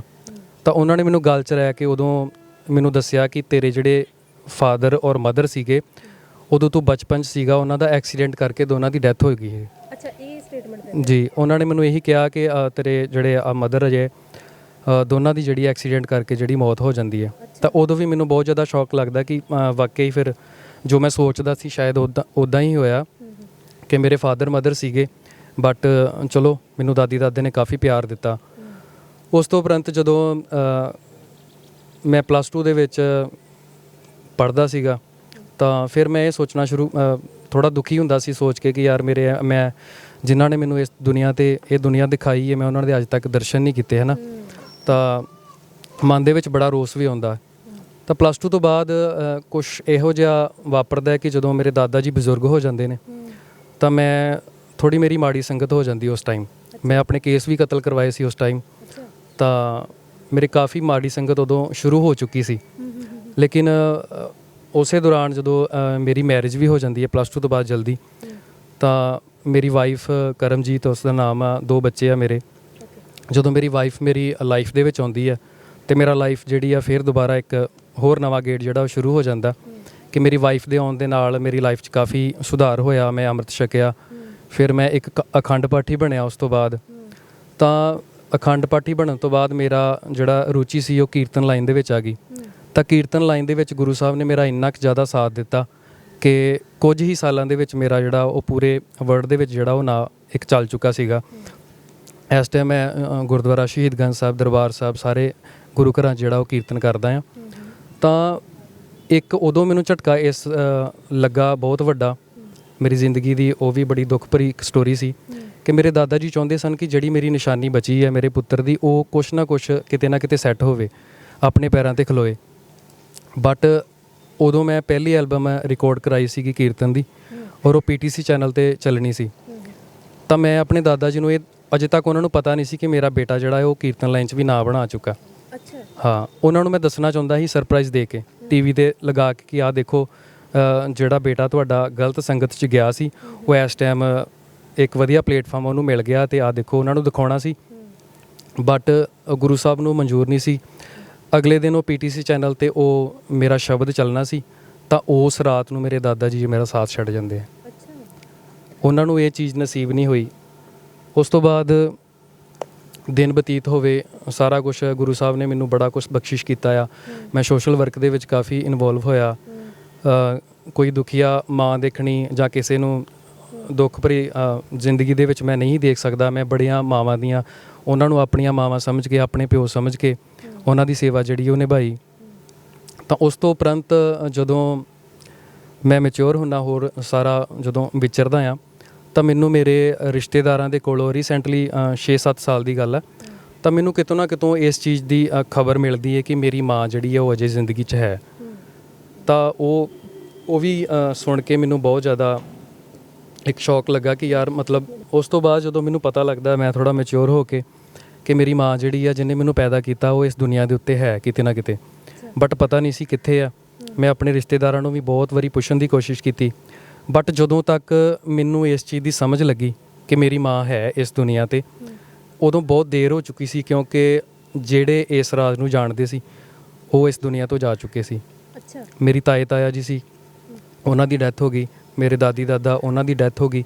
ਹਾਂ, ਮੇਰੀਆਂ 2 ਭੂਆ ਨੇ ਜੋ ਮੈਨੂੰ ਬਹੁਤ ਪਿਆਰ ਕਰਦੀਆਂ ਸ਼ੁਰੂ ਤੋਂ, ਬਚਪਨ ਤੋਂ, ਬਟ ਉਹਨਾਂ ਨੂੰ ਵੀ ਮੇਰੇ ਦਾਦੀ ਦਾਦਾ ਨੇ ਇਹ ਕਸਮ ਪਾ ਕੇ ਮਨਾ ਕੀਤਾ ਸੀ ਕਿ ਮੇਰੇ ਪੋਤਰੇ ਨੂੰ ਇਸ ਚੀਜ਼ ਦਾ ਪਤਾ ਨਹੀਂ ਲੱਗਣਾ ਚਾਹੀਦਾ। ਅੱਛਾ, ਤੁਹਾਨੂੰ ਇਹ ਚੀਜ਼ ਕਿੱਦਾਂ ਫੀਲ ਹੋਣ ਲੱਗ ਜਾਂਦੀ ਹੈ ਵੀ ਮਦਰ ਤੁਹਾਡੇ ਹੈਗੇ ਆ? ਮੇਰੇ ਕੁਝ ਕੁ ਰਿਸ਼ਤੇਦਾਰ, ਜਦੋਂ ਮੈਂ ਐਲਬਮ ਸੀਗੀਆਂ, ਮੈਂ ਆਪਣੇ ਤਾਇਆ ਜੀ ਆ ਮੇਰੇ, ਤਾਂ ਉਹਨਾਂ ਨੂੰ ਮੈਂ ਪੁੱਛਿਆ ਕਿ ਇਹ ਐਲਬਮਸ ਦਾ ਰਾਜ਼ ਕੀ ਆ, ਤਾਂ ਉਹਨਾਂ ਨੇ ਮੈਨੂੰ ਦੱਸਿਆ ਕਿ ਇਹ ਸਟੋਰੀ ਜਿਹੜੀ ਹੈ ਇਸ ਤਰ੍ਹਾਂ ਬਣੀ, ਜਿਹੜੀ ਮੈਂ ਤੁਹਾਨੂੰ ਪਹਿਲਾਂ ਦੱਸ ਚੁੱਕਾ ਕਿ ਤੇਰੇ ਮੰਮਾ ਨੂੰ ਲੈ ਗਏ ਸੀ ਤੇ ਪਾਪਾ ਦੀ ਡੈਥ ਹੋਈ ਸੀ, ਕਿਉਂਕਿ ਉਹ ਸਾਰੇ ਮੇਰੇ ਪਾਪਾ ਨੂੰ ਮਿਲੇ ਸੀ ਸਾਰਾ ਕੁਝ। ਉਹ ਫਿਰ ਮੈਨੂੰ ਜਦੋਂ ਪਤਾ ਲੱਗ ਗਿਆ ਕਿ ਹਾਂ, ਬਟ ਉਹਨਾਂ ਨੂੰ ਇਸ ਚੀਜ਼ ਦਾ ਨਹੀਂ ਸੀ ਪਤਾ ਕਿ ਪਿੰਡ ਕਿਹੜਾ ਸੀ ਉਹਨਾਂ ਦਾ, ਕਿਉਂਕਿ ਮੈਰਿਜ ਹੁੰਦੀ ਹੈ ਹਰਿਆਣੇ ਦੇ ਵਿੱਚ। ਔਰ ਤੁਹਾਡੇ ਮਨ ਦੇ ਵਿੱਚ ਇਹ ਵੀ ਕੁਐਸਚਨ ਹੁਣ ਆਉਂਦਾ ਹੋਵੇਗਾ ਕਿ ਜੇ ਤੁਹਾਨੂੰ ਨਹੀਂ ਪਤਾ ਤੇ ਤੁਹਾਡੀ ਮਾਂ ਨੂੰ ਤੇ ਪਤਾ ਸੀ, ਤੁਹਾਡੇ ਤੱਕ ਉਹ ਆ ਸਕਦੀ ਸੀ। ਬਟ ਇਹਦਾ ਰੀਜ਼ਨ ਇਹ ਆ ਕਿ ਹਰਿਆਣੇ ਦੇ ਵਿੱਚ ਮੇਰੇ ਜਿਹੜੇ ਫਾਦਰ ਮਦਰ ਹੈ ਉਹਨਾਂ ਦੀ ਮੈਰਿਜ ਹੁੰਦੀ ਹੈ। ਹਰਿਆਣਾ ਪੁਲਿਸ 'ਚੋਂ ਮੇਰੇ ਦਾਦਾ ਜੀ ਜੌਬ ਕਰਦੇ ਸੀ, ਬਟ ਜਦੋਂ ਰਿਟਾਇਰਮੈਂਟ ਤੋਂ ਬਾਅਦ ਜਦੋਂ ਉਹ ਮੈਨੂੰ ਛੱਡ ਕੇ ਚਲੀ ਜਾਂਦੀ ਹੈ, ਤੇ ਰਿਟਾਇਰਮੈਂਟ ਤੋਂ ਬਾਅਦ ਅਸੀਂ ਸਿੱਧਾ ਪੰਜਾਬ 'ਚ ਆ ਗਏ। ਔਰ ਇਸ ਪੰਜਾਬ ਦੇ ਕਾਦੀਆਂ ਧੰਨੇ ਮੇਰਾ ਪਿੰਡ ਆ, ਉਸ ਚੀਜ਼ ਬਾਰੇ, ਪੰਜਾਬ ਦੇ ਐਡਰੈਸ ਬਾਰੇ ਉਹਨਾਂ ਨੂੰ ਕੋਈ ਨੌਲੇਜ ਨਹੀਂ ਸੀ। ਤਾਂ ਉਸ ਤੋਂ ਬਾਅਦ ਜਦੋਂ ਮੈਨੂੰ ਇਸ ਚੀਜ਼ ਦਾ ਪਤਾ ਲੱਗਾ ਕਿ ਮੇਰੀ ਮਾਂ ਜਿਹੜੀ ਇਸ ਦੁਨੀਆ 'ਤੇ ਹੈ, ਮੈਂ ਬੜੀ ਸਰਚ ਕਰਨ ਦੀ ਕੋਸ਼ਿਸ਼ ਕੀਤੀ। ਮੇਰੇ ਬਹੁਤ ਸਾਰੇ ਫਰੈਂਡ ਆ ਬਾਹਰ ਫੋਰਨ ਕੰਟਰੀਆਂ 'ਚ ਵੀ, ਪਿੰਟੂ ਭਾਜੀ ਨੇ ਹਾਂਗਕਾਂਗ ਤੋਂ, ਉਹਨਾਂ ਨੇ ਮੈਨੂੰ ਬੜੀ ਵਾਰ ਕਿਹਾ ਕਿ ਯਾਰ ਆਪਾਂ ਤੇਰੀ ਮਾਂ ਨੂੰ ਲੱਭਣਾ ਆ, ਕਿਤੇ ਜ਼ਰੂਰ ਆਪਾਂ ਲੱਭਣਾ ਆ, ਜਦੋਂ ਲੱਭੇਗੀ ਆਪਾਂ ਸਾਰਿਆਂ ਨੇ ਜਾਣਾ। ਤਾਂ ਮੇਰੇ ਤਾਇਆ ਜੀ ਸੀ, ਉਹਨਾਂ ਨੂੰ ਕੁਛ ਨਾ ਕੁਛ ਉੱਥੋਂ ਦਾ ਪਤਾ ਸੀ। ਤਾਂ ਉਸ ਤੋਂ ਬਾਅਦ ਅਚਾਨਕ ਹੁਣ ਫਲੱਡ ਆਇਆ ਸੀਗਾ ਪੰਜਾਬ ਦੇ ਵਿੱਚ, ਪਾਣੀ ਦੇ ਨਾਲ ਬਹੁਤ ਜ਼ਿਆਦਾ ਨੁਕਸਾਨ ਹੋਇਆ ਕਾਫੀ ਜ਼ਿਲ੍ਹਿਆਂ ਦੇ ਵਿੱਚ। ਤਾਂ ਮੇਰੀ ਡਿਊਟੀ ਜਿਹੜੀ ਹੈ ਖਾਲਸਾ ਏਡ ਦੀ ਟੀਮ ਵੱਲੋਂ ਔਰ ਭਾਈ ਕਨ੍ਹਈਆ ਜੀ NGO ਵੱਲੋਂ ਫਲੱਡ ਏਰੀਏ ਪਟਿਆਲੇ 'ਚ ਲੱਗੀ। ਤਾਂ ਉੱਥੇ ਮੈਂ ਪਟਿਆਲੇ ਦੇ ਵਿੱਚ ਫਲੱਡ ਏਰੀਏ ਦੇ ਵਿੱਚ ਆਪਾਂ ਸੇਵਾ ਨਿਭਾ ਰਹੇ ਸੀ। ਤਾਂ ਅਚਾਨਕ ਮੇਰੀ ਭੂਆ ਜੀ ਦਾ ਮੈਨੂੰ ਫੋਨ ਆਉਂਦਾ, ਵੈਸੇ ਨਾਰਮਲ ਹਾਲ ਚਾਲ ਪੁੱਛਣ ਵਾਸਤੇ ਉਹਨਾਂ ਨੇ ਮੈਨੂੰ ਫੋਨ ਕੀਤਾ ਕਿ ਬੇਟਾ ਕੀ ਹਾਲ ਆ, ਕਿੱਥੇ ਆ। ਤਾਂ ਅਚਾਨਕ ਉਹਨਾਂ ਦੇ ਮੂੰਹ ਤੋਂ ਜੋ ਅੱਜ ਤੱਕ ਕਦੀ ਨਹੀਂ ਨਿਕਲਿਆ, ਉਦੋਂ ਮੇਰੀ ਭੂਆ ਦੇ ਮੂੰਹੋਂ ਨਿਕਲਿਆ ਕਿ ਪਟਿਆਲੇ ਆ ਤੂੰ, ਤੇ ਪਟਿਆਲੇ ਦੇ ਏਰੀਏ 'ਚ ਸ਼ਾਇਦ ਤੇਰੇ ਨਾਨਕੇ ਆ। ਤਾਂ ਮੈਂ ਇੱਕਦਮ ਉਦੋਂ ਸੇਵਾ ਨਿਭਾ ਰਿਹਾ ਸੀ ਤਾਂ ਬੈਠ ਗਿਆ ਚੇਅਰ 'ਤੇ। ਤਾਂ ਮੇਰੀ ਫਰੈਂਡ ਸੀ ਮੇਰੇ ਨਾਲ, ਇੱਕ ਦੋ ਹੋਰ ਫਰੈਂਡ ਸੀ, ਉਹਨਾਂ ਨੇ ਕਿਹਾ ਕਿ ਕੀ ਹੋਇਆ ਵੀਰ ਜੀ। ਤਾਂ ਮੈਂ ਉਹਨਾਂ ਨੂੰ ਕਿਹਾ ਕਿ ਸ਼ਾਇਦ, ਉਹਨਾਂ ਨੂੰ ਮੈਂ ਥੋੜ੍ਹੀ ਜਿਹੀ ਸਟੋਰੀ ਸੁਣਾਈ।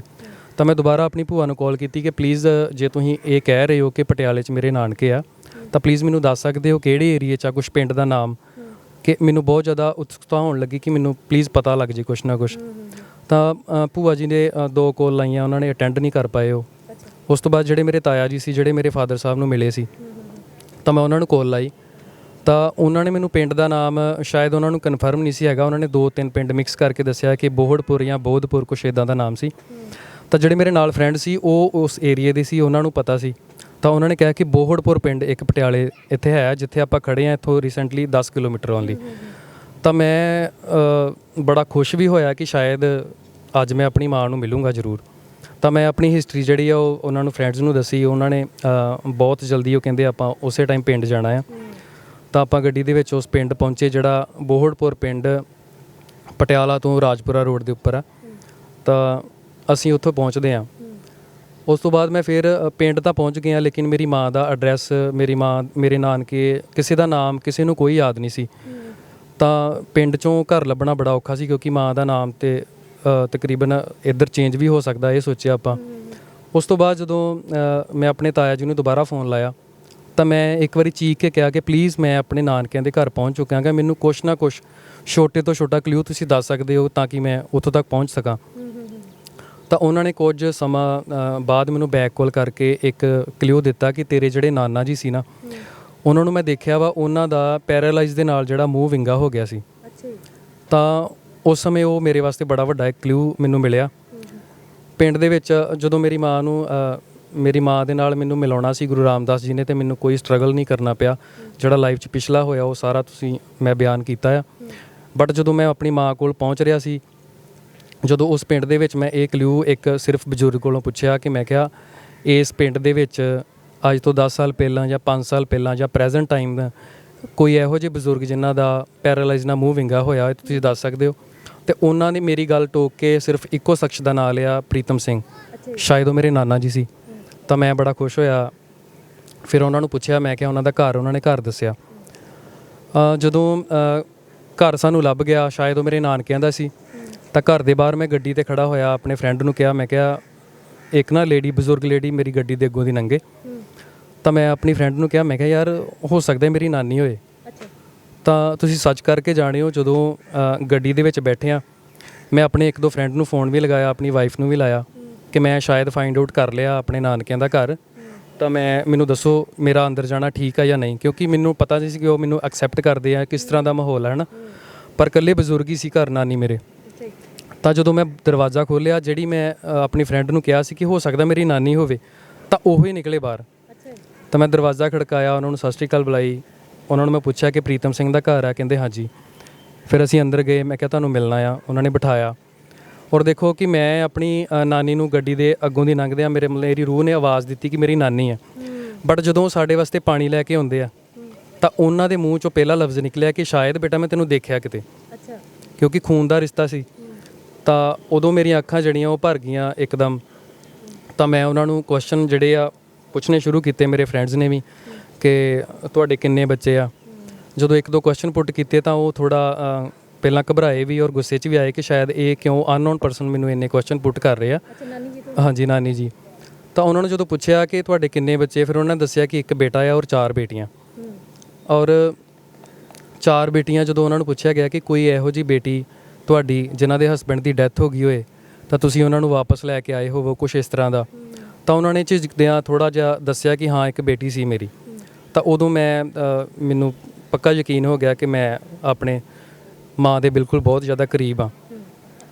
ਤਾਂ ਉਹਨਾਂ ਨੂੰ ਪੁੱਛਿਆ, ਮੈਂ ਕਿਹਾ ਉਹਨਾਂ ਦਾ ਕੀ ਨਾਮ ਸੀਗਾ? ਉਹਨਾਂ ਨੇ ਦੱਸਿਆ ਕਿ ਉਹਦਾ ਨਾਮ ਹਰਜੀਤ ਕੌਰ ਸੀ, ਬੋਵੀ ਉਹਨੂੰ ਪਿਆਰ ਨਾਲ ਕਹਿੰਦੇ ਆ, ਬੇਬੀ। ਔਰ ਹਰਿਆਣੇ 'ਚ ਉਸ ਦੀ ਮੈਰਿਜ ਹੋਈ ਸੀ ਔਰ ਉਹਦਾ ਇੱਕ ਬੇਟਾ ਸੀ, ਸੋਨੂ। ਤਾਂ ਮੇਰੀ ਖੁਸ਼ੀ ਦਾ ਵੀ ਕੋਈ ਟਿਕਾਣਾ ਨਹੀਂ ਸੀ ਔਰ ਮੈਂ ਇਮੋਸ਼ਨਲ ਵੀ ਬਹੁਤ ਜ਼ਿਆਦਾ ਹੋਇਆ। ਤਾਂ ਦਾਦੀ ਨੂੰ ਮੈਂ ਉਸੇ ਟਾਈਮ ਮੇਰੀ ਨਾਨੀ ਦੇ ਅੱਗੇ ਮੈਂ ਖੜਾ ਹੋ ਕੇ ਕਿਹਾ ਕਿ ਮੈਂ ਉਹ ਬਦਨਸੀਬ ਸੋਨੂ ਆ, ਤੁਹਾਡੇ ਸਾਹਮਣੇ ਖੜਾ ਆ। ਤਾਂ ਉਹ ਜਿਹੜੀ ਵੀਡੀਓ ਆ, ਉਹ ਜਿਸ ਤਰ੍ਹਾਂ ਤੁਸੀਂ ਦੇਖੀ ਆ ਸੋਸ਼ਲ ਮੀਡੀਆ 'ਤੇ, ਮੰਮੀ ਨਾਲ ਜਦੋਂ ਮਿਲਿਆ ਸੇਮ ਉਸੇ ਤਰ੍ਹਾਂ ਦਾ ਸੀਨ ਮੇਰੀ ਨਾਨੀ ਅੰਮਾ ਨੇ ਜਦੋਂ ਮੈਨੂੰ ਘੁੱਟ ਕੇ ਜੱਫੀ ਪਾਈ, ਤਾਂ ਮੈਨੂੰ ਪਹਿਲੀ ਵਾਰੀ ਫੀਲ ਹੋਇਆ ਕਿ ਮੇਰੇ ਆਪਣੇ ਨੇ ਮੈਨੂੰ ਗੱਲ 'ਚ ਲਿਆ ਆ। ਤਾਂ ਉਸ ਤੋਂ ਬਾਅਦ ਮੇਰੇ ਫਰੈਂਡਸ ਨੇ ਸਮਝਾਇਆ, ਬਿਠਾਇਆ, ਆਪਾਂ 1 ਘੰਟੇ ਬਾਅਦ ਸਟੇਬਲ ਹੋ ਕੇ ਫਿਰ ਆਪਾਂ ਹੋ ਜਿਹੜੀਆਂ ਉਹ ਗੱਲਾਂ ਸ਼ੁਰੂ ਕੀਤੀਆਂ ਸਾਰੀਆਂ। ਫਿਰ ਉਹਨਾਂ ਨੇ ਦੱਸਿਆ ਕਿ ਤੇਰਾ ਪਰਿਵਾਰ, ਤੇਰਾ ਜਿਹੜਾ ਮਾਮਾ ਜੀ ਹੈ ਉਹ ਇੰਗਲੈਂਡ ਦੇ ਵਿੱਚ ਆ ਵਿਦ ਫੈਮਿਲੀ, ਇੰਟਰਨੈਸ਼ਨਲ ਕਬੱਡੀ ਖਿਡਾਰੀ ਹੈ। ਔਰ ਇੱਕ ਮਾਸੀ ਜੀ ਆ ਉਹ ਅਮਰੀਕਾ 'ਚ ਨੇ, ਇੱਕ ਮਾਸੀ ਜੀ ਸਪੇਨ 'ਚ ਆ। ਔਰ ਜਦੋਂ ਇਹ ਚੀਜ਼ਾਂ ਦੱਸਣੀਆਂ ਸ਼ੁਰੂ ਕੀਤੀਆਂ ਤਾਂ ਮੇਰੇ ਮਨ 'ਚ ਬਹੁਤ ਖੁਸ਼ੀ ਸੀ ਕਿ ਸ਼ਾਇਦ ਮੇਰੇ ਜਿਹੜੇ ਇੰਨੇ ਰਿਲੇਟਿਵਸ ਦੱਸ ਰਹੇ ਨੇ ਔਰ ਵੈਲ ਸੈਟਲਡ ਨੇ ਸਾਰੇ, ਔਰ ਅਗਲਾ ਨੰਬਰ ਮੇਰੀ ਮਾਂ ਦਾ ਆਉਣ ਵਾਲਾ, ਉਹ ਵੀ ਕਿਤੇ ਵਧੀਆ ਜਗ੍ਹਾ ਹੋਏਗੀ। ਬਟ ਉਦੋਂ ਮੇਰੇ ਮਨ ਬਹੁਤ ਦੁਖੀ ਹੋਇਆ ਜਦੋਂ ਉਹਨਾਂ ਨੇ ਦੱਸਿਆ ਕਿ ਤੇਰੀ ਮੰਮੀ ਨੂੰ ਆਪਾਂ ਜਦੋਂ ਲੈ ਕੇ ਆਏ, ਤਾਂ ਜਦੋਂ ਉਹਨਾਂ ਦੀ ਅੱਗੇ ਮੈਰਿਜ ਕੀਤੀ ਤਾਂ ਉਹਦੀ ਜ਼ਿੰਦਗੀ ਦੇ ਵਿੱਚ ਅੱਗੇ ਤੋਂ ਵੀ ਜ਼ਿਆਦਾ ਦੁੱਖ ਜਿਹੜੇ ਉਹ ਭਰ ਗਏ। ਤਾਂ ਅੱਗੋਂ ਉਹਨਾਂ ਦੇ, ਕਿਉਂਕਿ ਉਹਨਾਂ ਦੀ ਪਰਸਨਲ ਲਾਈਫ ਆ, ਮੈਂ ਉਹ ਨਹੀਂ ਸ਼ੇਅਰ ਕਰਨੀ ਚਾਹੂੰਗਾ। ਅਗਲੀ ਲਾਈਫ ਦੇ ਵਿੱਚ ਵੀ ਉਹਨਾਂ ਦੇ ਬਹੁਤ ਜ਼ਿਆਦਾ ਦੁੱਖ ਹੋਏ। ਚਲੋ ਮੈਂ ਉਹ ਚੀਜ਼ ਐਕਸੈਪਟ ਕੀਤੀ, ਸਮਝਾਇਆ ਆਪਣੇ ਆਪ ਨੂੰ। ਔਰ ਉਸ ਤੋਂ ਜ਼ਿਆਦਾ ਦੁੱਖ ਮੈਨੂੰ ਫਿਰ ਲੱਗਾ ਕਿ ਜਦੋਂ ਉਹਨਾਂ ਨੇ ਦੱਸਿਆ ਕਿ ਤੇਰੀ ਮਾਂ ਜਿਹੜੀ ਉਹ ਆਪਣੇ ਪੈਰਾਂ 'ਤੇ ਵੀ ਨਹੀਂ ਖਲੋ ਸਕਦੀ, ਉਹਨਾਂ ਦਾ ਐਕਸੀਡੈਂਟ ਹੋ ਗਿਆ, ਉਹਨਾਂ ਦੀ ਲੱਤ ਜਿਹੜੀ ਟੁੱਟ ਚੁੱਕੀ ਹੈ 3 ਜਗ੍ਹਾ ਤੋਂ, ਔਰ ਉਹ ਵਾਕਰ ਦੇ ਨਾਲ ਤੁਰਦੀ। ਤਾਂ ਮੈਨੂੰ ਉਸ ਚੀਜ਼ ਦਾ ਬਹੁਤ ਜ਼ਿਆਦਾ ਦੁੱਖ ਹੋਇਆ ਕਿ ਮਤਲਬ ਫਿਰ ਸਾਰਾ ਕੁਝ ਉਹ ਕਹਿੰਦੇ ਕਿ ਹੁਣੇ ਤੇਰੀ ਮਾਂ ਨਾਲ ਤੈਨੂੰ ਮਿਲਾਉਣਾ ਹੈ, ਆਪਾਂ ਨਹੀਂ ਰਹਿ ਸਕਦੇ ਉਹਨੂੰ ਦੱਸਣ ਤੋਂ ਬਿਨਾਂ। ਬਟ ਮੈਨੂੰ ਇਹ ਸੀ ਕਿ ਮੈਂ ਇਸ ਤਰ੍ਹਾਂ ਇਕੱਲੇ ਨੇ ਨਹੀਂ ਮਿਲਣਾ, ਨਾ ਹੀ ਫ਼ੋਨ 'ਤੇ ਗੱਲ ਕਰਨੀ ਹੈ, ਕਿਉਂਕਿ ਮੈਨੂੰ ਪਿਆਰ ਕਰਨ ਵਾਲੇ ਮੇਰੇ ਫਰੈਂਡ ਬਹੁਤ ਜ਼ਿਆਦਾ ਔਰ ਮੇਰੀ ਫੈਮਿਲੀ। ਅਤੇ ਮੈਂ ਕਿਹਾ ਕਿ ਮੈਂ ਸਵੇਰੇ ਆਪਣੀ ਫੈਮਿਲੀ ਨੂੰ ਔਰ ਆਪਣੇ ਫਰੈਂਡਸ ਨੂੰ ਨਾਲ ਲੈ ਕੇ ਆਵਾਂਗਾ ਅਤੇ ਫਿਰ ਆਪਣੀ ਮਾਂ ਦੇ ਦਰਸ਼ਨ ਕਰਨੇ ਆ। ਤਾਂ ਉਹ ਜਿਹੜੀ ਰਾਤ ਸੀ, ਅਗਲੇ ਦਿਨ ਮੈਂ ਆਪਣੀ ਮਾਂ ਨੂੰ ਮਿਲਣਾ ਸੀ, ਪਰ ਉਹ ਸਫ਼ਰ ਮੇਰਾ ਪਟਿਆਲੇ ਤੋਂ ਕਾਦੀਆਂ ਦਾ, ਔਰ ਉਹ ਜਿਹੜੀ ਰਾਤ ਆ ਮੇਰੇ ਵਾਸਤੇ ਅੱਜ ਤੱਕ ਦੁਨੀਆ ਦੀ ਸਭ ਤੋਂ ਦੁੱਖ ਭਰੀ ਰਾਤ ਰਹੀ। ਕਿ ਜਿਹੜੀ ਰਾਤ ਮੈਂ ਸੋਚਦਾ ਰਿਹਾ ਕਿ ਮੈਂ ਹੋਰ ਦੁਨੀਆ ਦੇ ਵਿੱਚ ਆਪਣੀਆਂ ਕਈਆਂ ਮਾਵਾਂ ਦੇ ਆਪਰੇਸ਼ਨ ਕਰਾਏ ਆ, ਕਈਆਂ ਦੀਆਂ ਹੱਡੀਆਂ ਟੁੱਟੀਆਂ ਦੇ ਇਲਾਜ ਕਰਵਾਏ ਨੇ। ਕਰੋਨਾ ਦੇ ਵਿੱਚ ਪਤਾ ਨਹੀਂ ਕਿੰਨੀ ਇੱਕ ਕਰੋਨਾ ਪੇਸ਼ੈਂਟ ਦਾ ਮੈਂ ਇਲਾਜ ਕਰਾਇਆ, ਔਰ ਮੇਰੀ ਜਿਹੜੀ ਆਪਣੀ ਮਾਂ ਆ ਉਹ ਬਿਨਾਂ ਲੱਤਾਂ ਤੋਂ ਜਿਹੜੀ ਆ ਉਹ ਇਸ ਹਾਲਤ ਦੇ ਵਿੱਚ ਰਹਿ ਰਹੀ। ਮੇਰੇ ਵਾਸਤੇ ਉਹ ਰਾਤ ਜਿਹੜੀ ਬਹੁਤ ਔਖੀ ਸੀ। ਤਾਂ ਉਸ ਰਾਤ ਜਦੋਂ ਮੇਰੇ ਮਨ ਦੇ ਵਿੱਚ ਇੱਕੋ ਸੀ ਕਿ ਮੇਰੀ ਮਾਂ ਦੀ ਜਿਹੜੀ ਲੱਤ ਟੁੱਟੀ ਆ ਉਹ ਖਲੋ ਨਹੀਂ ਸਕਦੀ। ਮੇਰੇ ਮਾਈਂਡ ਦੇ ਵਿੱਚ ਇਹੋ ਚੀਜ਼ ਬਹਿ ਗਈ। ਮੈਂ ਅੱਜ ਤੱਕ ਕਦੀ ਰੋਇਆ ਨਹੀਂ ਆ, ਮੇਰਾ ਦਿਲ ਬਹੁਤ ਵੱਡਾ ਹੈ ਸ਼ੁਰੂ ਤੋਂ, ਕਿਉਂਕਿ ਮੈਂ 35 ਸਾਲ ਦੀ ਉਮਰ ਦੇ ਵਿੱਚ ਜਦੋਂ ਸੋਸ਼ਲ ਵਰਕ 'ਚ ਆਇਆ, ਪਿਛਲੇ 15 ਸਾਲਾਂ ਦੇ ਵਿੱਚ ਮੈਂ ਬਹੁਤ ਸਾਰੇ ਇਹੋ ਜਿਹੇ ਸੀਨ ਆਪਣੀ ਜ਼ਿੰਦਗੀ 'ਚ ਦੇਖੇ ਨੇ, ਅਤੇ ਜਿਨ੍ਹਾਂ ਦਾ ਕਰਕੇ ਮੇਰਾ ਜਿਹੜਾ ਦਿਲ ਸੀਗਾ ਉਹ ਇੱਕ ਪੱਥਰ ਵਾਂਗੂ ਬਣ ਚੁੱਕਾ ਸੀਗਾ। ਤਾਂ ਉਸ ਸਮੇਂ ਮੈਨੂੰ ਦੱਸਿਆ ਮੇਰੀ ਬੇਟੀ ਨੇ ਕਿ ਪਾਪਾ ਤੁਸੀਂ ਰਾਤ ਸੁੱਤੇ ਪਏ ਬੈੱਡ ਤੋਂ ਨੀਚੇ ਡਿੱਗ ਗਏ ਸੀ, ਔਰ ਤੁਸੀਂ ਉੱਚੀ ਸਾਰੀ ਕਿਹਾ ਮਾਂ ਤੇਰੀ ਲੱਤ ਕਿੱਥੇ ਆ। ਤਾਂ ਕਿਉਂਕਿ ਉਹ ਮੇਰੇ ਮਨ ਦੇ ਵਿੱਚ ਉਹੀ ਚੀਜ਼ ਬੈਠੀ ਸੀ। ਮੈਨੂੰ ਨੀਂਦ ਤੇ ਆਈ ਨਹੀਂ ਸਾਰੀ ਰਾਤ। ਫਿਰ ਆਪਾਂ ਅਗਲੇ ਦਿਨ ਮਾਰਨਿੰਗ ਨਿਕਲੇ ਆਪਾਂ 4 ਵਜੇ। ਤਾਂ ਰਸਤੇ ਦੇ ਵਿੱਚ ਸਿਰਫ ਤੇ ਸਿਰਫ ਮੇਰੀ ਮਾਂ ਦਾ ਚਿਹਰਾ ਸੀਗਾ, ਬਾਕੀ ਫਰੈਂਡਸ ਮੇਰੇ ਫੈਮਿਲੀ ਸਭ ਗੱਲਾਂ ਕਰ ਰਹੇ ਸੀ। ਔਰ ਮੈਂ ਆਪਣੀ ਗੱਡੀ ਦੇ ਵਿੱਚ ਸਿਰਫ ਉਹ ਇੱਕ ਮੂਸੇ ਵਾਲੇ ਬਾਈ ਦਾ ਗਾਣਾ ਆ ਕਿ ਮਾਂ ਮੈਨੂੰ ਲੱਗਦਾ ਕਿ ਮੈਂ ਤੇਰੇ ਵਰਗਾ ਆ। ਮੈਂ ਸਾਰੀ ਗੱਡੀ 'ਚ ਉਹੀ ਗਾਣਾ, ਔਰ ਅੰਦਰ ਮੇਰੇ ਇੱਕ ਖੁਸ਼ੀ ਵੀ ਸੀ ਕਿ ਅੱਜ ਮੈਂ ਆਪਣੇ ਜਿਹਨੇ ਮੈਨੂੰ ਇਹ ਸਾਰੀ ਦੁਨੀਆ ਦਿਖਾਈ ਹੈ, ਅੱਜ ਮੈਂ ਉਸ ਰੱਬ ਦੇ ਦਰਸ਼ਨ ਕਰਨ ਜਾ ਰਿਹਾ। ਔਰ ਜਦੋਂ ਮੈਂ ਆਪਣੇ ਉੱਥੇ ਨਾਨਕਿਆਂ ਦੇ ਪਿੰਡ ਪਹੁੰਚਿਆ ਤਾਂ ਮੈਂ ਆਪਣੇ ਫਰੈਂਡਸ ਨੂੰ ਪਹਿਲਾਂ ਇੱਕ ਗੁਰਦੁਆਰੇ ਦੇ ਬਾਹਰ ਖਿਲਾਰ ਕੇ ਇਹਨਾਂ ਨਾਲ ਮੀਟ ਕੀਤੀ ਇੱਕ ਕਿ ਕਿਉਂਕਿ ਮਾਂ ਨੂੰ ਮੇਰੀ ਨੂੰ ਪਤਾ ਨਹੀਂ ਸੀ ਕਿ ਮੈਂ ਮਿਲਣ ਆ ਰਿਹਾ। ਨਾਨਕੇ ਪਰਿਵਾਰ ਨੂੰ ਸਾਰਾ ਪਤਾ ਸੀ, ਉਹ ਪੇਕੇ ਘਰੇ ਲੈ ਆਏ ਸੀ ਉਹਨਾਂ ਨੂੰ ਰਾਤ। ਤਾਂ ਉਸ ਤੋਂ ਬਾਅਦ ਮੈਂ ਆਪਣੇ ਫਰੈਂਡਸ ਨੂੰ ਕਿਹਾ ਕਿ ਮੇਰੀ ਮਾਂ ਦੀ ਤਬੀਅਤ ਠੀਕ ਨਹੀਂ ਹੈ, ਤਾਂ ਹੋ ਸਕਦਾ ਪਹਿਲੀ ਵਾਰੀ ਮੈਨੂੰ ਮਿਲਣ ਤੋਂ ਬਾਅਦ ਉਹ ਆਊਟ ਆਫ ਕੰਟਰੋਲ ਹੋ ਜੇ, ਜਾਂ ਮੈਂ ਨਹੀਂ ਚਾਹੁੰਦਾ ਕਿ ਉਹ ਬਿਮਾਰ ਹੋਵੇ ਕਿਸੇ ਤਰ੍ਹਾਂ, ਉਹਨੂੰ ਥੋੜ੍ਹਾ ਬਹੁਤ ਹਿੰਟ ਪਹਿਲਾਂ ਦੇ ਆਓ। ਤਾਂ ਇਹਨਾਂ ਨੇ ਥੋੜ੍ਹਾ ਬਹੁਤ ਉਹਨਾਂ ਨੂੰ ਕਲਿਊ ਦਿੱਤਾ ਮੇਰੀ ਮਾਂ ਨੂੰ ਕਿ ਤੈਨੂੰ ਬਹੁਤ ਟਾਈਮ ਤੋਂ ਵਿਛੜਿਆ ਹੋਇਆ ਕੋਈ ਤੇਰਾ ਆਪਣਾ ਤੈਨੂੰ ਮਿਲਣ ਆ ਰਿਹਾ। ਤਾਂ ਉਹ ਥੋੜ੍ਹੇ ਹੈਰਾਨ ਵੀ ਹੋ ਗਏ। ਤਾਂ ਜਦੋਂ ਮੈਂ ਪਹੁੰਚਿਆ ਆ, ਉਹ ਸਾਰੀ ਵੀਡੀਓ ਤੁਹਾਡੇ ਸਾਹਮਣੇ ਆ, ਜਦੋਂ ਮੈਂ ਆਪਣੀ ਮਾਂ ਨੂੰ ਦੇਖਿਆ ਉਹ ਮੈਨੂੰ ਦੇਖ ਕੇ ਬੇਹੋਸ਼ ਹੋ ਗਈ। ਮਤਲਬ ਉਹ ਚੀਜ਼ ਮੈਂ ਬਿਆਨ ਨਹੀਂ ਕਰ ਸਕਦਾ। ਉਹ ਮਤਲਬ ਆਪਣੀ ਮਾਂ ਨੂੰ ਜਦੋਂ ਮੈਂ ਪਹਿਲੀ ਵਾਰੀ ਮਿਲਿਆ ਤਾਂ ਉਹ ਸਾਰਾ ਤੁਸੀਂ ਦੇਖ ਚੁੱਕੇ ਹੋ। ਮੈਂ ਬਹੁਤ ਜ਼ਿਆਦਾ ਇਮੋਸ਼ਨਲ ਉਦੋਂ ਹੋ ਗਿਆ ਸੀ। ਮੇਰੀ ਮਾਂ ਵੀ ਪਹਿਲੀ ਵਾਰ ਮੈਨੂੰ ਉਹਨੇ ਦਰਸ਼ਨ ਕੀਤੇ ਆਪਣੀ ਮਾਂ ਦੇ, ਮੈਂ ਤਾਂ ਉਹ ਸਪੀਚਲੈਸ ਹੋ ਜਾਂਦਾ ਮੈਂ ਉਦੋਂ, ਜਦੋਂ ਵੀ ਮੇਰੇ ਅੱਖਾਂ ਅੱਗੇ ਉਹ ਸੀਨ ਹੁੰਦਾ। ਜਦੋਂ ਇਦਾਂ ਦੀ ਕੋਈ ਗੱਲ ਹੁੰਦੀ ਹੈ, ਬੰਦੇ ਕੋਲੋਂ ਸ਼ਬਦ ਨਹੀਂ ਹੁੰਦੇ ਹੈ ਨਾ, ਮਤਲਬ ਜਦੋਂ ਬੰਦੇ ਨੂੰ ਬਾਹਲੀ ਖੁਸ਼ੀ ਹੁੰਦੀ ਆ ਉਹ ਚੁੱਪ ਹੋ ਜਾਂਦਾ ਹੈ ਨਾ। ਕਿੰਨੀ ਦੇਰ ਤੁਸੀਂ ਇੱਕ ਦੂਜੇ ਨਾਲ ਗੱਲ ਨਹੀਂ ਕੀਤੀ? ਪਹਿਲਾ ਅੱਧਾ ਘੰਟਾ ਤੇ ਸਾਨੂੰ ਕੁਝ ਪਤਾ ਹੀ ਨਹੀਂ ਲੱਗਿਆ ਨਾ ਕਿ ਮੈਂ ਮਤਲਬ ਇੰਨੀ ਖੁਸ਼ੀ ਸੀ ਕਿ ਮੇਰੀ ਮਾਂ ਨੇ ਮੈਨੂੰ ਪਹਿਲੀ ਵਾਰੀ ਹੱਗ ਕਰਕੇ ਮੈਨੂੰ ਉਹ ਰੋਈ ਆ, ਉਹ ਮੇਰਾ ਨਾਮ ਲੈ ਕੇ ਮੇਰੇ ਸੋਨੇ, ਉਹ ਸਾਰਾ ਤੁਸੀਂ ਸੁਣਿਆ ਵਾ। ਤਾਂ ਉਸ ਤੋਂ ਬਾਅਦ 1 ਘੰਟਾ ਤੱਕ ਮੈਂ ਆਪਣੀ ਮਾਂ ਨੂੰ ਜੱਫੀ ਪਾ ਕੇ ਬੈਠਾ ਰਿਹਾ, ਮੈਂ ਕੁਛ ਨਹੀਂ ਬੋਲਿਆ, ਨਾ ਹੀ ਉਹ ਬੋਲੀ। ਤਾਂ ਫਿਰ ਮੈਂ ਆਪਣੇ ਫਰੈਂਡਸ ਨੂੰ ਸਾਰਿਆਂ ਨੂੰ ਕਿਹਾ ਕਿ ਪਲੀਜ਼ ਸਾਨੂੰ ਹੁਣ ਇਕੱਲਿਆਂ ਛੱਡ ਦਿੱਤਾ ਜਾਵੇ, ਅਸੀਂ ਕੁਛ ਗੱਲਬਾਤ ਕਰਨੀ ਆ। ਪਹਿਲੇ ਲਫ਼ਜ਼ ਕੀ ਨਿਕਲਦੇ ਨੇ ਮਾਂ ਦੇ ਮੂੰਹ ਚੋਂ? ਮਾਂ ਦਾ ਲਫ਼ਜ਼ ਇਹੀ ਸੀ ਕਿ ਕਹਿੰਦੀ ਮੈਂ ਤੈਨੂੰ ਸ਼ੁਰੂ ਤੋਂ ਲੈ ਕੇ ਭੁੱਲੀ ਨਹੀਂ ਆ ਅੱਜ ਤੱਕ, ਔਰ ਮੈਂ ਤੈਨੂੰ ਡੇਲੀ ਮਿਲਦੀ ਰਹੀ ਹਾਂ ਕਿ ਮੇਰਾ ਸੋਨੂੰ ਜਿਹੜਾ ਹੈ ਉਹ ਐਡਾ ਜਵਾਨ ਹੋ ਗਿਆ ਹੋਣਾ ਵਾ, ਕਦੀ ਨਾ ਕਦੀ ਲੱਭਦਾ ਲਭਾਉਂਦਾ ਉਹ ਮੇਰੇ ਤੱਕ ਜ਼ਰੂਰ ਪਹੁੰਚੂਗਾ, ਤੇ ਅੱਜ ਤੂੰ ਆ ਗਿਆ। ਸ਼ਬਦ ਨਹੀਂ ਸੀ ਮੇਰੇ ਕੋਲ ਕੁਛ ਕਿ ਮੈਂ ਉਸ ਚੀਜ਼ ਦਾ ਉਹਨੂੰ ਆਨਸਰ ਕੁਛ ਦੇ ਸਕਾਂ। ਉਹਨਾਂ ਨੂੰ ਯਕੀਨ ਸੀਗਾ ਵੀ ਤੁਸੀਂ ਆਉਂਗੇ ਇੱਕ ਨਾ ਇੱਕ ਦਿਨ? ਯਕੀਨ ਇੱਥੋਂ ਤੱਕ ਕਿ ਮੈਂ ਇੱਕ ਹੋਰ ਇੰਸੀਡੈਂਸ ਦੱਸਦਾ ਹਾਂ ਕਿ ਮੇਰੇ ਜਿਹੜੇ ਨਾਨਕਾ ਪਰਿਵਾਰ ਨੇ ਦੱਸਿਆ ਕਿ ਮੇਰੀ ਮਾਂ ਦੇ 3 ਆਪਰੇਟ ਹੋਏ ਆ, ਔਰ ਤੀਜੇ ਆਪਰੇਸ਼ਨ ਦੇ ਵਿੱਚ ਮੇਰੀ ਮਾਂ ਵੈਂਟੀਲੇਟਰ 'ਤੇ ਸੀ, ਔਰ ਘਰਦਿਆਂ ਨੇ ਸੰਸਕਾਰ ਕਰਨ ਦਾ ਸਮਾਨ ਤੱਕ ਘਰ ਲੈਣ ਦਾ। ਤਾਂ ਉਸ ਤੋਂ ਬਾਅਦ ਮਾਂ ਜਿਹੜੀ ਆ ਉਹ ਮੌਤ ਦੇ ਮੂੰਹ 'ਚੋਂ ਬਾਹਰ ਆ ਕੇ ਜਦੋਂ ਆਪਣੀਆਂ ਅੱਖਾਂ ਖੋਲ੍ਹਦੀ ਆ, ਤੇ ਉਹਨੇ ਆਪਣੇ ਪਰਿਵਾਰ ਨੂੰ ਇਹ ਕਿਹਾ ਕਿ ਮੈਂ ਅਜੇ ਮਰਦੀ ਨਹੀਂ, ਮੈਂ ਅਜੇ ਪੁੱਤ ਨੂੰ ਵੇਖਣਾ, ਇੱਕ ਨੂੰ ਆਪਣੇ ਨੂੰ। ਤੇ ਸ਼ਾਇਦ ਉਹ ਮੇਰੀ ਤਾਂਘ ਦੇ ਵਿੱਚ ਅਜੇ ਤੱਕ ਬੈਠੀ ਸੀ ਇਸੇ ਆਸ 'ਤੇ ਕਿ ਮਹਾਰਾਜ ਨੇ ਉਹਨੂੰ ਸਹੀ ਸਲਾਮਤ ਰੱਖਿਆ ਆ। ਤੇ ਮੈਂ ਇਹੀ ਸਮਝਦਾ ਕਿ ਜੇ ਮੈਨੂੰ ਮਹਾਰਾਜ ਨੇ ਸਾਰਾ ਕੁਝ ਦਿੱਤਾ ਆ ਨਾ, ਸੁੱਖ ਸਹੂਲਤਾਂ ਦਿੱਤੀਆਂ, ਇੱਜ਼ਤ ਬਖਸ਼ੀ ਹੈ, ਗੁਰੂ ਸਾਹਿਬ ਨੇ ਨਾਮ ਬਖਸ਼ਿਆ, ਤਾਂ ਸ਼ਾਇਦ ਮੇਰੀ ਮਾਂ ਨੇ ਮੇਰੇ ਹਿੱਸੇ ਦੇ ਸਾਰੇ ਦੁੱਖ ਆਪਣੇ ਕੋਲ ਲੈ ਕੇ ਤੇ ਮੇਰੇ ਵਾਸਤੇ ਅਸੀਸਾਂ ਮੰਗਦੀ ਰਹੀ ਉਹ ਅੱਜ ਤੱਕ। ਕਹਿੰਦੇ ਮਾਵਾਂ ਠੰਡੀਆਂ ਛਾਵਾਂ ਹੁੰਦੀਆਂ, ਤੇ ਜਦੋਂ ਤੁਸੀਂ ਉਹਨਾਂ ਨੂੰ ਜੱਫੀ ਪਾਈ ਸੀ, ਉਹਨਾਂ ਨੇ ਤੁਹਾਨੂੰ ਘੁੱਟ ਕੇ ਕਲਾਵੇ 'ਚ ਲਿਆ ਸੀਗਾ, ਠੰਡ ਪੈ ਗਈ ਸੀਗੀ? ਬਿਲਕੁਲ ਜੀ। ਉਹ ਚੀਜ਼ ਮੈਨੂੰ ਕਿਸੇ ਰਿਸ਼ਤੇਦਾਰ ਨੇ ਪੁੱਛਿਆ ਕਿ ਤੂੰ ਗਿਆ ਸੀਗਾ ਆਪਣੀ ਮਾਂ ਨੂੰ ਮਿਲਣ ਵਾਸਤੇ ਤੇ ਕੀ ਲੈ ਕੇ ਗਿਆ ਸੀ? ਤਾਂ ਮੈਂ ਉਹਨਾਂ ਨੂੰ ਇੱਕ ਆਨਸਰ ਦਿੱਤਾ ਸੀਗਾ ਕਿ 35 ਸਾਲਾਂ ਬਾਅਦ ਮੈਂ ਆਪਣੀ ਮਾਂ ਨੂੰ ਮਿਲਣ ਜਾ ਰਿਹਾ, ਔਰ ਉਹ ਮੈਨੂੰ ਮਿਲੂਗੀ। ਦੁਨੀਆ ਦੇ ਵਿੱਚ ਕੋਈ ਇਹੋ ਜਿਹੀ ਕੀਮਤੀ ਚੀਜ਼ ਨਹੀਂ ਹੈਗੀ, ਇੱਕ ਮਾਂ ਨੂੰ ਆਪਣੇ ਪੁੱਤ ਤੇ ਪੁੱਤ ਨੂੰ ਆਪਣੀ ਮਾਂ। ਦੁਨਿਆਵੀ ਚੀਜ਼ ਦੀ ਮੈਂ ਕੋਈ ਲੋੜ ਨਹੀਂ, ਆਪਾਂ ਪਹਿਲੀ ਵਾਰ ਮਿਲ ਰਹੇ ਹਾਂ, ਇਸ ਚੀਜ਼ ਬਾਰੇ ਮੈਂ ਕਦੀ ਸੋਚਿਆ ਹੀ ਨਹੀਂ ਕੁਛ। ਤਾਂ ਉਹ ਮਾਂ ਦਾ ਨਿੱਘ, ਮਾਂ ਦੀ ਠੰਡੀ ਛਾਂ ਮੈਂ ਮਾਣੀ ਪਹਿਲੀ ਵਾਰੀ ਜ਼ਿੰਦਗੀ ਦੇ ਵਿੱਚ 35 ਸਾਲ ਬਾਅਦ। 35 ਸਾਲ ਦੀ ਗੱਲ ਕਰੀਏ, ਬੜਾ ਲੰਮਾ ਸਫ਼ਰ ਹੁੰਦਾ ਹੈ ਨਾ, ਤਾਂ ਬਹੁਤ ਸਾਰੇ ਵਿਚਾਰ ਆਉਂਦੇ, ਚੰਗੇ ਮਾੜੇ, ਤਾਂ ਉਹ ਸਫ਼ਰ ਕੱਢਣਾ ਸੌਖਾ ਸੀਗਾ?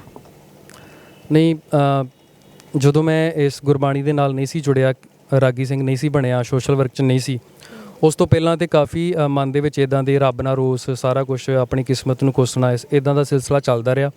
ਬਟ ਜਦੋਂ ਸਮਝ ਆਈ ਹੈ ਗੁਰਬਾਣੀ ਦੀ ਸਾਰਾ ਅਸੀਂ ਲੋਕਾਂ ਨੂੰ ਵੀ ਉਪਦੇਸ਼ ਇਹੀ ਦਿੰਦੇ ਹਾਂ ਕਿ ਗੁਰਬਾਣੀ ਨਾਲ ਜੁੜੋ, ਪਰਮਾਤਮਾ, ਇਹ ਸਭ ਖੇਡਾਂ ਉਸ ਪਰਮਾਤਮਾ ਦੀਆਂ ਨੇ। ਬਟ ਇਸ ਚੀਜ਼ ਨੂੰ ਮੈਂ ਅੱਜ ਇਹ ਫੀਲ ਕਰਦਾ ਹਾਂ ਵੀ ਗੁਰੂ ਸਾਹਿਬ ਜੋ ਕਰਦਾ ਉਹ ਸਹੀ ਕਰਦਾ, ਉਸ ਪਰਮਾਤਮਾ ਨਾਲ ਕੋਈ ਰੋਸ ਨਹੀਂ ਆ। ਉਹ ਜਿਸ ਤਰ੍ਹਾਂ ਰੱਖਦਾ ਉਸ ਤਰ੍ਹਾਂ ਸਾਨੂੰ ਰਹਿਣਾ ਪੈਂਦਾ। ਜਿੱਦਾਂ ਤੁਸੀਂ ਜਿੱਦਣ ਆਪਣੀ ਮਦਰ ਨੂੰ ਮਿਲੇ ਹਨਾ, ਫਿਰ ਦਿਲ ਨਹੀਂ ਕਰਦਾ ਵੀ ਉਹਦੇ ਕੋਲੋਂ ਵੱਖ ਹੋਈਏ, ਵੀ ਸਫ਼ਰ ਹੀ ਇੰਨਾ ਲੰਬਾ ਹੋ ਗਿਆ, ਮਿਲਦੇ ਬਹੁਤ ਚਿਰ ਬਾਅਦ ਹੋ, ਫਿਰ ਇਹ ਹੁੰਦਾ ਵੀ ਮਾਂ ਨੂੰ ਹੁਣ ਹਮੇਸ਼ਾ ਲਈ ਆਪਣੇ ਕੋਲ ਰੱਖ ਲਵਾਂ। ਬਿਲਕੁਲ ਜੀ, ਰੱਖਣਾ ਵੀ ਔਰ ਲੈ ਕੇ ਵੀ ਆਉਣਾ ਆ। ਮੈਂ ਮੇਰਾ ਇੱਕ ਕਜ਼ਨ ਆ ਆਰਮੀ ਦੇ ਵਿੱਚ ਆ, ਉਹ 1-2 ਦਿਨ ਤੱਕ ਛੁੱਟੀ ਆਉਣ ਵਾਲਾ, ਤਾਂ ਉਹਦਾ ਕਰਕੇ ਮੈਂ ਰੁਕਿਆ ਹੋਇਆ, ਨਹੀਂ ਤੇ ਮੈਂ ਅੱਜ ਨੂੰ ਮਾਂ ਮੇਰੀ ਕੋਲ ਹੋਣੀ ਸੀ। ਡੇਲੀ ਗੱਲ ਹੁੰਦੀ ਹੈ ਵੀਡੀਓ ਕਾਲ ਤੇ ਵੀ, ਔਰ ਆਪਣੇ ਉਹ ਮੈਂ ਕਜ਼ਨ ਦੇ ਨਾਲ, ਆਪਣੇ ਫਰੈਂਡਸ ਦੇ ਨਾਲ ਮੈਂ ਵਿਦਿਨ 2-4 ਦਿਨ ਤੱਕ ਆਪਣੀ ਮੰਮਾ ਨੂੰ ਆਪਣੇ ਕੋਲ ਲੈ ਕੇ ਆਵਾਂਗਾ ਵਾਪਸ। ਕਹਿੰਦੇ ਮੋਲ ਨਾਲੋਂ ਵਿਆਜ ਵੀ ਪਿਆਰਾ ਹੁੰਦਾ ਹੈ ਨਾ, ਤੇ ਫਿਰ ਜਦੋਂ ਦਾਦੀ ਨੂੰ ਪੋਤੇ ਪੋਤਿਆਂ ਨਾਲ ਮਿਲਾਇਆ, ਫਿਰ ਉਹ ਖੁਸ਼ੀ ਕਿੱਦਾਂ ਦੀ ਸੀ? ਬਹੁਤ ਜ਼ਿਆਦਾ। ਜਿਸ ਤਰ੍ਹਾਂ ਹੀ ਮਾਂ ਮੈਨੂੰ ਮਿਲੀ ਉਸ ਤਰ੍ਹਾਂ ਮੇਰੇ ਬੱਚਿਆਂ ਨੂੰ ਉਹਨੇ ਹੱਕ ਕਰਕੇ ਬੜਾ ਪਿਆਰ ਦਿੱਤਾ, ਔਰ ਬੱਚੇ ਮੇਰੇ ਵੀ ਇੰਨੇ ਖੁਸ਼ ਨੇ ਕਿ ਮੈਨੂੰ ਦਾਦੀ ਮਿਲੀ ਹੈ, ਕਿਉਂਕਿ ਉਹਨਾਂ ਨੂੰ ਵੀ ਬਜ਼ੁਰਗਾਂ ਦਾ ਪਿਆਰ ਜਿਹੜਾ ਉਹ ਨਹੀਂ ਨਸੀਬ ਹੋਇਆ, ਤਾਂ ਉਹ ਵੀ ਬਹੁਤ ਖੁਸ਼ ਨੇ। ਰੋਜ਼ ਮੈਨੂੰ ਇਹੀ ਪੁੱਛਦੇ ਕਿ ਦਾਦੀ ਨੂੰ ਕਦੋਂ ਲੈ ਕੇ ਆਉਣਾ ਪਾਪਾ ਘਰੇ, ਤਾਂ ਮੈਂ ਕਿਹਾ ਮੈਂ ਜਲਦੀ ਉਹਨਾਂ ਨੂੰ ਲੈ ਕੇ ਆਉਣਾ ਘਰੇ। ਫਿਰ ਜਦੋਂ ਤੁਹਾਨੂੰ ਇਹ ਪਤਾ ਲੱਗਦਾ ਵੀ ਉਹਨਾਂ ਦੇ ਐਕਸੀਡੈਂਟ ਦੇ ਵਿੱਚ ਉਹ ਤੁਰਨ ਫਿਰਨ ਲਈ ਔਖੇ ਹੋ ਗਏ ਹੈ ਨਾ, ਤਾਂ ਤੁਸੀਂ ਇੰਨੀਆਂ ਮਾਵਾਂ ਦੀ ਸੇਵਾ ਕੀਤੀ, ਤੇ ਕਦੀ ਇਹ ਚੀਜ਼ ਸੋਚਿਆ ਸੀ ਕਿ ਮੇਰੀ ਮਾਂ ਇਹੋ ਜਿਹੇ ਦੁੱਖ 'ਚੋਂ ਲੰਘ ਰਹੀ ਹੋਊਗੀ? ਹਾਂ, ਬਹੁਤ ਜ਼ਿਆਦਾ। ਮੈਨੂੰ ਇਸੇ ਚੀਜ਼ ਦਾ ਅਫਸੋਸ ਹੁਣ ਤੱਕ ਇਹੀ ਲੱਗਦਾ, ਜ਼ਿਆਦਾ ਦੁੱਖ ਤੇ ਮੈਨੂੰ ਇਹੀ ਚੀਜ਼ ਦਾ ਕਿ ਮਾਂ ਤੇ ਮੈਨੂੰ ਮਿਲੀ ਹੈ, ਬਟ ਇਸ ਕੰਡੀਸ਼ਨ 'ਚ ਮਿਲੀ ਹੈ ਕਿ ਮੈਂ ਜਿੱਥੇ ਕਈ ਲੋਕਾਂ ਦੇ ਇਲਾਜ ਕਰਾਉਂਦਾ ਰਿਹਾ, ਔਰ ਮੇਰੀ ਆਪਣੀ ਮਾਂ ਜਿਹੜੀ ਆ ਉਹ ਇਸ ਹਾਲਤ ਦੇ ਵਿੱਚ ਸੀ, ਔਰ ਕੋਸਦਾ ਆ ਮੈਂ ਕਿਤੇ ਨਾ ਕਿਤੇ ਆਪਣੇ ਆਪ ਨੂੰ ਵੀ, ਪਰ ਇਹ ਗੁਰੂ ਸਾਹਿਬ ਦਾ ਹੁਕਮ ਸੀ ਸਾਰਾ। ਅੱਛਾ, ਤੁਸੀਂ ਇਹ ਵੀ ਦੱਸਦੇ ਸੀਗੇ ਕਿ ਕਿਤੇ ਨਾ ਕਿਤੇ ਮਨ 'ਚ ਰੋਸ ਵੀ ਆਉਂਦਾ ਸੀ ਮਾਂ ਪ੍ਰਤੀ, ਕਿਉਂਕਿ ਤੁਹਾਨੂੰ ਨਹੀਂ ਪਤਾ ਸੀਗਾ ਕਿ ਪਿੱਛੇ ਕੀ ਗੱਲਾਂ ਹੋਈਆਂ ਨੇ ਜਾਂ ਕਿੱਦਾਂ ਉਹ ਆਪਣੇ ਪੇਕੇ ਚਲ ਜਾਂਦੇ ਆ, ਹੈ ਨਾ, ਤੇ ਉਹ ਰੋਸ ਕੀ ਹੁੰਦਾ ਸੀਗਾ ਉਸ ਟਾਈਮ? ਉਦੋਂ ਬਚਪਨ 'ਚ ਜਦੋਂ ਮੈਂ ਨਹੀਂ ਸੀ ਮੈਚਿਓਰ, ਤੇ ਬਸ ਇਹੀ ਰੋਸ ਸੀ ਜਦੋਂ ਮੈਨੂੰ ਪਤਾ ਲੱਗਾ ਕਿ ਮੇਰੀ ਮਾਂ ਮੈਨੂੰ ਛੱਡ ਕੇ ਚਲੇ ਗਈ ਆ। ਉਦੋਂ ਰੋਸ ਇਹੀ ਸੀ ਕਿ ਮੇਰੇ 'ਚ ਕੀ ਕਮੀ ਸੀ, ਜਾਂ ਮੈਂ ਇੰਨਾ ਮਾੜਾ ਸੀ ਕਿ ਮੇਰੀ ਮਾਂ ਮੈਨੂੰ ਛੱਡ ਕੇ ਚਲੇ ਗਈ। ਬਟ ਅੱਜ ਮੈਂ ਉਸ ਚੀਜ਼ ਨੂੰ ਗਲਤ ਮੰਨਦਾ ਕਿ ਮੈਂ ਜੋ ਸੋਚਦਾ ਸੀ ਉਹ ਗਲਤ ਸੀ। ਕਿਸੇ ਟਾਈਮ ਹਾਲਾਤ ਬੰਦੇ ਦੇ ਕੁਝ ਮਜਬੂਰੀਆਂ ਇਦਾਂ ਦੀਆਂ ਹੋ ਜਾਂਦੀਆਂ ਕਿ ਉਹਨੂੰ ਨਾ ਚਾਹੁੰਦਿਆਂ ਹੋਇਆਂ ਵੀ ਆਪਣੇ ਜਿਗਰ ਦੇ ਟੋਟੇ ਜਿਹੜੇ ਆ ਉਹ ਛੱਡਣੇ ਪੈਂਦੇ ਆ। ਪਰਮਾਤਮਾ ਨੇ ਇਸ ਗੱਲ ਦਾ ਸ਼ਿਕਵਾ ਹੁੰਦਾ ਸੀਗਾ ਕਿ ਮੇਰਾ ਬਚਪਨ ਵੀ ਮਾਂ ਦੇ ਬਿਨਾਂ ਨਿਕਲ ਗਿਆ, ਤੇ ਜਵਾਨੀ ਵੀ, ਤੇ ਵਿਆਹ ਦੇ ਟਾਈਮ ਵੀ ਉਹ ਤੁਹਾਡੇ ਕੋਲ ਨਹੀਂ ਸੀ? ਸ਼ਿਕਵਾ ਮੈਂ ਜਦੋਂ ਤੱਕ ਮੈਨੂੰ ਸਮਝ ਨਹੀਂ ਸੀ ਹੈਗੀ, ਤਾਂ ਮੈਨੂੰ ਰਿਸ਼ਤਿਆਂ ਤੋਂ ਨਫ਼ਰਤ ਹੋ ਚੁੱਕੀ ਸੀ, ਕਿਉਂਕਿ ਮੈਂ ਇੱਕ ਤੇ ਮੇਰੀ ਪੇਰੈਂਟਸ ਨਹੀਂ ਸੀ ਹੈਗੇ, ਔਰ ਜਦੋਂ ਤੱਕ ਮੈਨੂੰ ਲੋੜ ਸੀ ਮੇਰੇ ਮਾਤਾ ਪਿਤਾ ਦੀ ਜਾਂ ਮੇਰੇ ਦਾਦੀ ਦਾਦਾ ਸਾਥ ਦਿੰਦੇ, ਉਹ ਵੀ ਸਾਥ ਛੱਡ ਚੁੱਕੇ ਸੀ, ਔਰ ਨਾ ਹੀ ਮੇਰਾ ਕੋਈ ਤਾਈ ਤਾਇਆ, ਨਾ ਮੇਰਾ ਕੋਈ ਭੈਣ, ਨਾ ਮੇਰੀ ਕੋਈ ਭਰਾ। ਮੈਂ ਤੇ ਆਪਣੇ ਆਪ ਨੂੰ ਯਤੀਮ ਸਮਝਣ ਲੱਗ ਪਿਆ ਸੀ, ਔਰ ਇਸੇ ਕਰਕੇ ਹੀ ਮੈਂ ਫਿਰ ਸੋਸ਼ਲ ਵਰਕ ਦੇ ਵਿੱਚ ਜਿਹੜੇ ਬਜ਼ੁਰਗ ਸੀ ਜਿਨ੍ਹਾਂ ਦੇ ਬੱਚੇ ਬਾਹਰ ਸੀ ਜਾਂ ਇਕੱਲੇ ਰਹਿ ਰਹੇ ਆ, ਉਹਨਾਂ ਦੀ ਸੇਵਾ ਸੰਭਾਲ ਜਿਹੜੀ ਉਹ ਸ਼ੁਰੂ ਕੀਤੀ। ਗੁਰੂ ਸਾਹਿਬ ਨਾਲ ਰੋਸ ਸੀਗਾ, ਬਟ ਜਦੋਂ ਸਮਝ ਮੈਨੂੰ ਲੱਗੀ ਗੁਰਬਾਣੀ ਦੀ, ਤਾਂ ਮੈਂ ਇਸ ਲਾਈਨ 'ਚ ਆਇਆ, ਵੱਡਾ ਹੋਇਆ, ਬਟ ਹੁਣ ਮੈਨੂੰ ਗੁਰੂ ਸਾਹਿਬ ਨਾਲ ਕੋਈ ਰੋਸ ਨਹੀਂ ਆ। ਉਹਨਾਂ ਨੇ ਜੋ ਵੀ ਕੀਤਾ ਸਹੀ ਕੀਤਾ।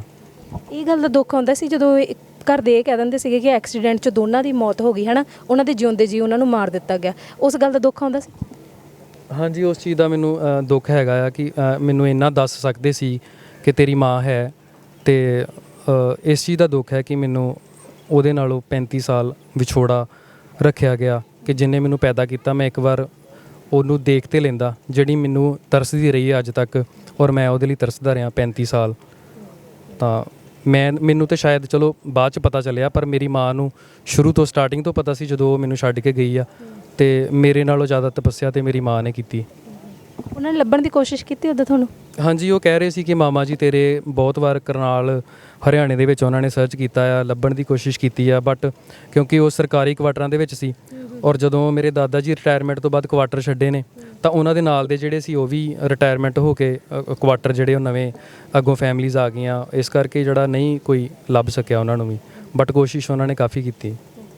ਜਿਹੜਾ ਤੁਹਾਡਾ ਇਹ ਵਿਛੋੜਾ ਸੀ ਤੇ ਮਿਲਾਪ ਸੀ, ਉਹਨੂੰ ਸ਼ਬਦਾਂ 'ਚ ਨਾ ਤਾਂ ਤੁਸੀਂ ਬਿਆਨ ਕਰ ਸਕਦੇ ਹੋ, ਨਾ ਅਸੀਂ ਬਿਆਨ ਕਰ ਸਕਦੇ, ਪਰ ਹੁਣ ਸੰਤੁਸ਼ਟ ਹੋ?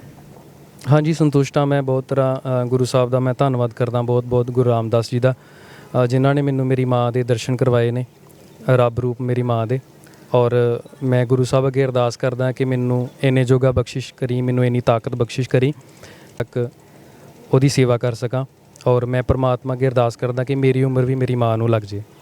ਇਹ ਚੀਜ਼ ਆਉਂਦੀ ਹੈ ਖਿਆਲ ਮਨ 'ਚ ਆਉਂਦਾ ਕਿ ਹੁਣ ਮਾਂ ਹੁਣ ਮਿਲੀ ਆ, ਹੁਣ ਮੈਂ ਉਹਦੀ ਜ਼ਿੰਦਗੀ 'ਚ ਕੋਈ ਦੁੱਖ ਨਹੀਂ ਆਉਣ ਦੇਣਾ, ਤੇ ਨਾ ਮੈਂ ਇੱਕ ਪਲ ਲਈ ਉਹਨਾਂ ਨੂੰ ਵੱਖ ਹੋਣ ਦੇਣਾ? ਬਿਲਕੁਲ ਜੀ, ਜਿੰਨੇ ਦੁੱਖ ਮੇਰੀ ਮਾਂ ਨੇ ਦੇਖੇ ਨੇ, ਔਰ ਆਉਣ ਵਾਲੇ ਸਮੇਂ ਦੇ ਵਿੱਚ, ਮੈਂ ਕੱਲ੍ਹ ਵੀ ਮਾਮੀ ਨੂੰ ਕਹਿ ਰਿਹਾ ਸੀ ਕਿ ਬਟ ਮੇਰੀ ਮਾਂ ਦੀ ਇੱਕ ਗੱਲ ਮੈਨੂੰ ਬੜੀ ਵਧੀਆ ਲੱਗਦੀ ਹੈ, ਉਹ ਜਿੰਨੀ ਮਰਜ਼ੀ ਦੁਖੀ ਹੋਵੇ ਹੁਣ ਵੀ ਕਹਿੰਦੀ ਹੈ ਬੇਟਾ ਮੈਨੂੰ ਕੁਛ ਨਹੀਂ ਚਾਹੀਦਾ, ਮੈਂ ਓਕੇ ਆ, ਮੈਨੂੰ ਮੇਰਾ ਪੁੱਤ ਮਿਲ ਗਿਆ, ਮੈਨੂੰ ਦੁਨੀਆ ਦੀ ਕੋਈ ਚੀਜ਼ ਨਹੀਂ ਚਾਹੀਦੀ। ਬਟ ਮੈਂ ਆਪਣੇ ਤੌਰ ਤੇ ਮੈਂ ਜਿੰਨੇ ਜੋਗਾ ਹੈ ਗੁਰੂ ਸਾਹਿਬ ਨੇ ਕੀਤਾ ਆ, ਮੈਂ ਆਪਣੀ ਮਾਂ ਦਾ ਜਿਹੜਾ ਰਹਿੰਦਾ ਜੀਵਨ ਆ ਉਹ ਸੁੱਖਾਂ ਨਾਲ ਭਰਾਂਗਾ। ਬਹੁਤ ਬਹੁਤ ਸ਼ੁਕਰੀਆ ਵੀਰ ਜੀ, ਗੱਲਬਾਤ ਕੀਤੀ, ਟਾਈਮ ਦਿੱਤਾ ਸਰ। ਧੰਨਵਾਦ ਜੀ, ਬਹੁਤ ਬਹੁਤ। ਸੋ ਜੀ ਉਮੀਦ ਕਰਦੇ ਹਾਂ ਇੰਟਰਵਿਊ ਵਧੀਆ ਲੱਗੀ ਹੋਊਗੀ, ਵਧੀਆ ਲੱਗੀ ਸ਼ੇਅਰ ਜ਼ਰੂਰ ਕਰ ਦਿਓ। ਮੈਨੂੰ ਦਿਓ ਇਜਾਜ਼ਤ, ਸਤਿ ਸ਼੍ਰੀ ਅਕਾਲ।